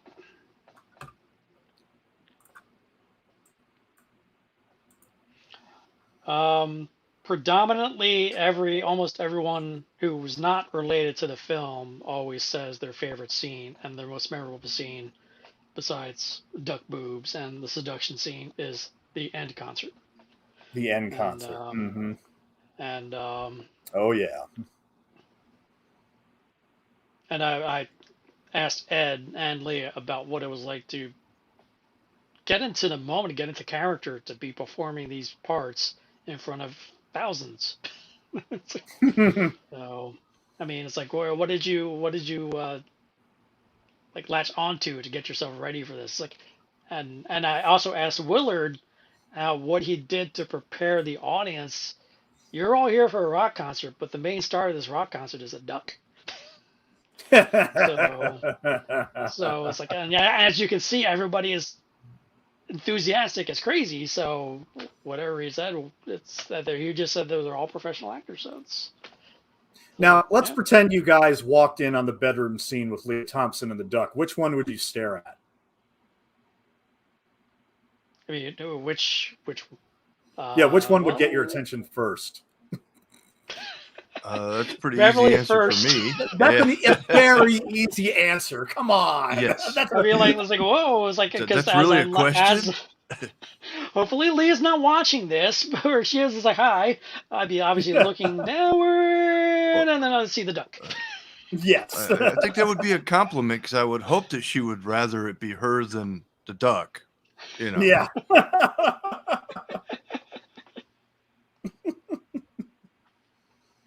Because if you said the duck, hopefully she would look at you kind of weird, like, I don't know if I want you around me. Even though Ed Gale didn't see the audience, I do hope he had a lot of fun doing this. I may be wrong, but I think he said he got some coaching to help to play a rock star. Like how to properly throw a guitar pick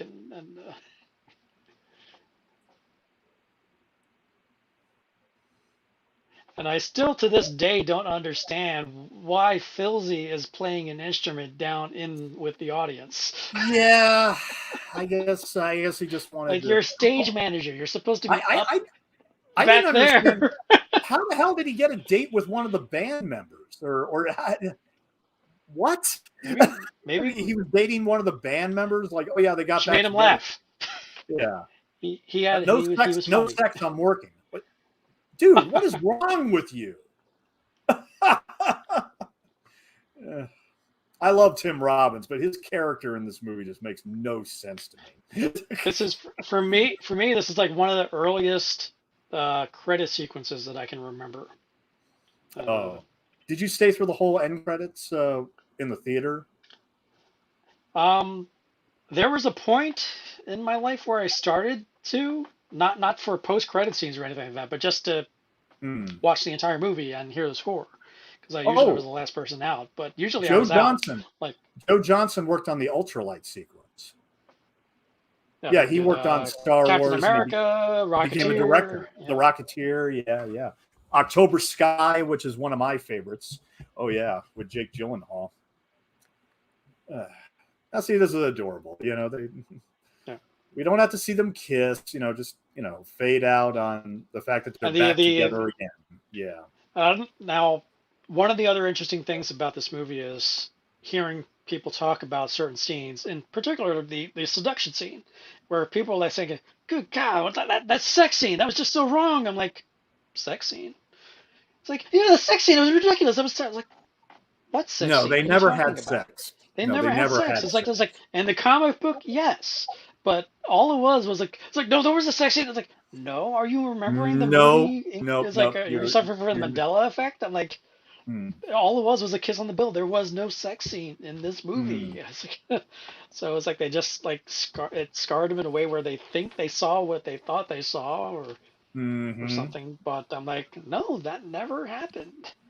So it was just funny. So like I always ask, is like, was there anything that you remember that you, after rewatching it, realized you misremembered? It's like people that remember all the graphic violence in Texas Chainsaw Massacre, and yet there's really no violence in it. Yeah. Oddly enough, there's really nothing in it. I mean, I can't remember who I was interviewing, but I was talking about Time After Time, Nick Myers, 79, yes.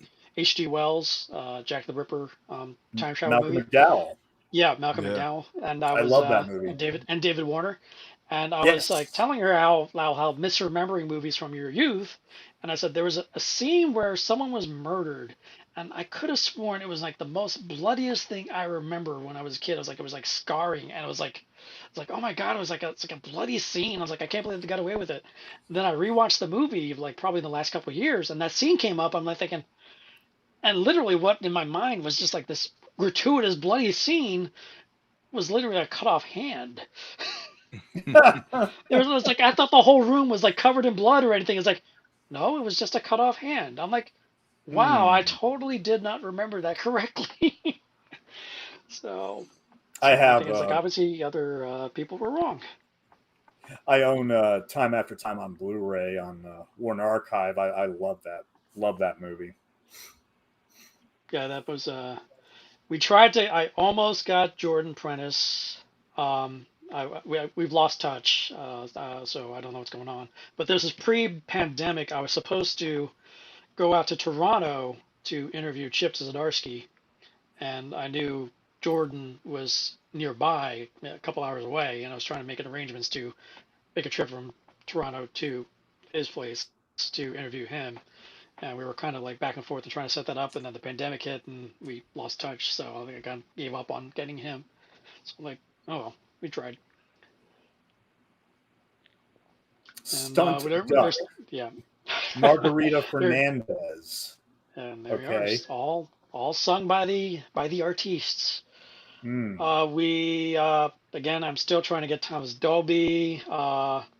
He was in town, literally 2 miles from my office. when I found out it was too late, he already went back home. I'm like thinking I could have like made some sort of an arrangement to like just talk to him for 5 minutes just to get something about this. But I'm like, I didn't know. I'm like, it was just like ships passing in the night. I'm like, ah. But we're still holding out hope that we can get like the folks that we've been trying to interview and reach out in the 0 hour. But other than that, I'm just gonna plug away because I guess the convenient thing about a documentary of this nature is that if something comes up, you can just drop them in.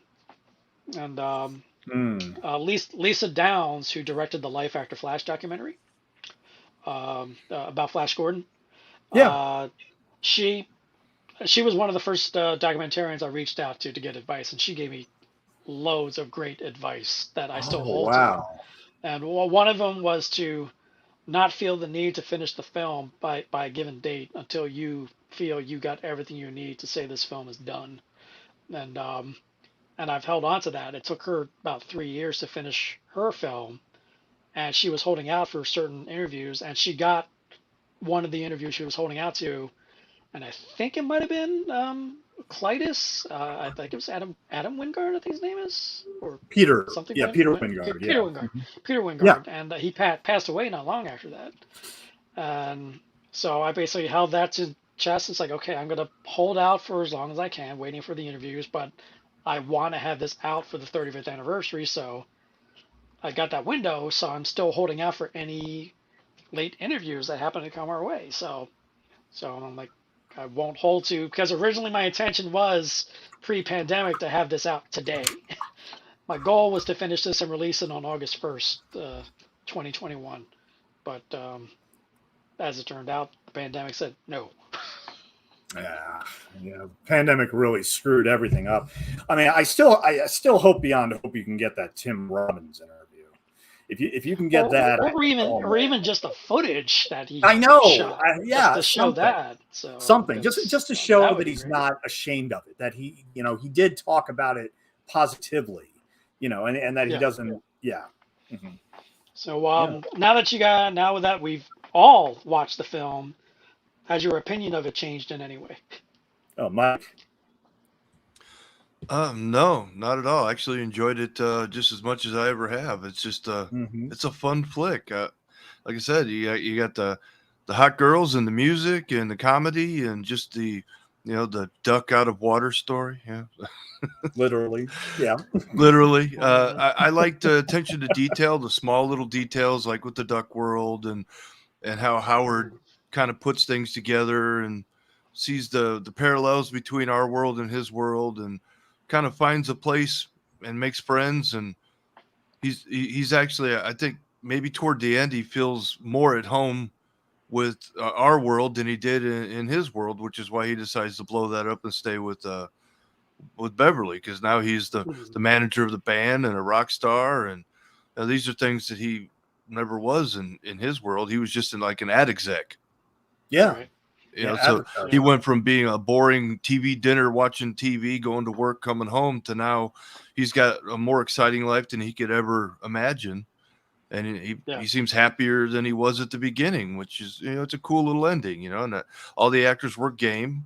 They went for it, and I appreciated it. Okay, so some of the effects may not have aged well, but for me, I don't really care. If I'm engaged in the story and I like the characters and it's entertaining, I'm okay with that, and I still don't see what's so bad about it. We're talking about Ice Pirates. That's another film from that era that I really enjoy, but the effects don't hold up, but it's still funny, and I still enjoy it. And I like the characters. I still quote that, but it's a great flick, and so's this one. That was Ice Pirates was an equivalent for me for Caveman with Ringo Starr. That's another one. Yeah. How you think movies were great when you were a kid and then see it now as an adult. Whereas when I revisited Caveman, I just heard crickets. I'm like, this was not the laugh fest that I remember when I was a child. But yet Ice Pirates, as cheesy as it was, I still find entertaining. Yeah. Yeah. Well, in a way, with the Caveman, the dinosaurs aren't what they were supposed to be. They were supposed to be more Jurassic Park level dinosaurs. And then they got those weird looking funny ones, which kind of added. I don't remember who did the effects for that.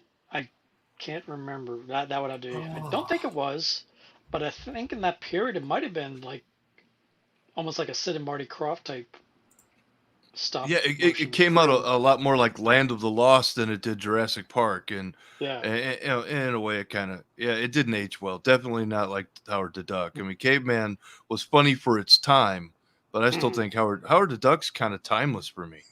I could watch it, and it's just as good as the first time I watched it. Yeah, one of the questions I bring up is a sequel, and not just a sequel, but a direct sequel with the original cast. And people will talk about what they want to see, and mostly everybody says Duck World. I was like, oh, that's very Crocodile Dundee. But I was like saying, it's like, yeah, I would like the same cat, but I wouldn't mind having Howard be more like Gerber's Howard. And I basically just say, well, it's like Howard's been stuck on Earth for 35 years now, so he would be adjusted to Earth, and he will be the ornery, irritated, like short-tempered duck that we loved in Gerber's iteration, because this is what he's had to deal with for 4 decades now. So we were like, I was joking, it's like, now we got old man Howard, or old duck Howard. Now the novelty's worn off and he's cynical. I have a feeling that when Marvel does a new movie, that it's going to be very, very faithful to the original comic. I think they're really going to draw upon the 1970s Howard rather than the after he got fired from the comic. I'm pretty sure they're going to be more faithful to that. I mean, but it would be nice to have like a Lea Thompson cameo. It would be nice to have a Tim Robbins cameo. I mean, you don't have to ignore the 1986 film completely. I'm pretty sure there are people at Marvel that like the movie in their own way, but it's like, well, if we're going to do a Howard the Duck movie, we might as well go back to the source, go back to the inspiration and everything. So, have either of you had the opportunity to read Chip Zdarsky's Howard the Duck? No, unfortunately not. In Zdarsky's Howard the Duck, he's playing a PI. Howard the Duck is a PI now, and he's on a case, and his client is Lea Thompson. Lea Thompson.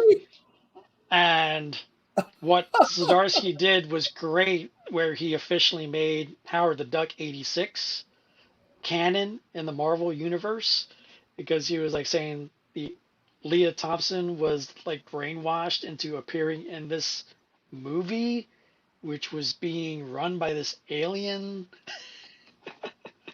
So it's like, and then it was Howard the Duck that broke her free from this Howard the Duck. So this movie that we all love was a fake ruse by this alien who kidnaps Lea Thompson. So That's like, an interesting take. I'm like, Chip Zdarsky made Howard the Duck 86 canon in the MCU. He's like, yep, I did that. It's just a coincidence that the voice of Howard in this movie is provided by a guy named Chip Zien. Or Zine, is that how you pronounce it? And he's done a number of films. He was actually one of the actors in United 93. Yeah, he was. Yeah. Mm-hmm. The current big deal is the whole Robin Williams story. I want to get out ahead of that before it starts becoming a big deal, and everyone's like, "Whoa, what happened with the whole Robin Williams thing?" Where apparently Robin Williams was hired to be the voice of Howard the Duck, and he quit after like 3-4 days because he couldn't deal with the technology at the time of having to match his voice to the duck. But this came out in an interview with the Hollywood Reporter, where it was Chip and Lea were talking about it, and Chip said, this is where I questioned it as hearsay, is that Chip said he was told that Robin Williams was doing the voice. He quit because he couldn't match his words with the lip flap on the duck, and he just was fed up with it and didn't want to do it. So, and everybody's like, "Oh my God, Robin Williams was going to be in Howard the Duck. He was going to be Howard the Duck. He quit because he knew it was going to suck." I'm like, Chip Zien said someone told him that. That's hearsay. And I interviewed Willard Huyck, and we talked about the voices of Howard the Duck, and he never brought up Robin Williams. So, if Robin Williams was a big name, if he was cast, that would have been something that they bring up, because he went to names like Chip John Cusack. I can't remember who else. Maybe said Martin Short, but he never mentioned Robin Williams. And I would think that if Robin Williams was on for 3 days, he would have mentioned it. So that's why I'm trying to stay out of well, I can't speak for anything because I don't know who he heard that from, and I already interviewed the director, and I don't want to go back to him and pester him. Hey, what about Robin Williams? Because I'm like I said, if he thought it would be important to mention Robin Williams, he would have. So, and he didn't. So I think it was a non-issue. Because stuff like that happens at any movie. Someone could be working on it, and they said, "No, I'm out." They said he said they auditioned everybody, and maybe he just wasn't up for it. Because the way they make it sound like he was doing the voice on location. No, that was all that work had to be done that had to be done ADR. So I was like, yeah. So I don't want to get into the whole Robin Williams thing. I mean, if I had the chance to interview Willard Huyck again, I would just ask him, look, does George Lucas have any say whatsoever when it comes to Howard the Duck now? Any say whatsoever? I've reached out to George, and his people said no twice. They said no twice. Oh, man. Oh, well. But when he opens his museum in L.A., I will definitely ask him then. They should have a Howard the Duck exhibit in there. Oh, they should. Yeah, I mean, they should. Apparently, there is a Howard the Duck at the ranch. There is? Yeah, Seth Green took a picture with it. Wow, that's amazing. Let me give a shout out to the in the chat real quick. Thank you so much to Jess Graham, Cliff Booth, Cable Channel 11. Watch Waddle and Ben Grimm, Aaron Branson, and Rob Nova. Thank you, everyone, for joining us for this 35th anniversary commentary of Howard the Duck. And please go to the documentary Indiegogo campaign, where Ernie is working on the documentary as we speak. He's in post-production. Please help out with this documentary because it sounds like it's going to be incredible with over 40 interviews. And hey, if you do another documentary after this, you should do the Ice Pirates. That would be great, but sadly we lost Robert York. So yes, that's right. That would be a bit of a bummer. Man. Usually when I say I'm doing Howard the Duck, usually most people say why. Why not? Why exactly. Not? That's exactly why, because who else is going to do it, right? Yeah, who else? Somebody's got to do it.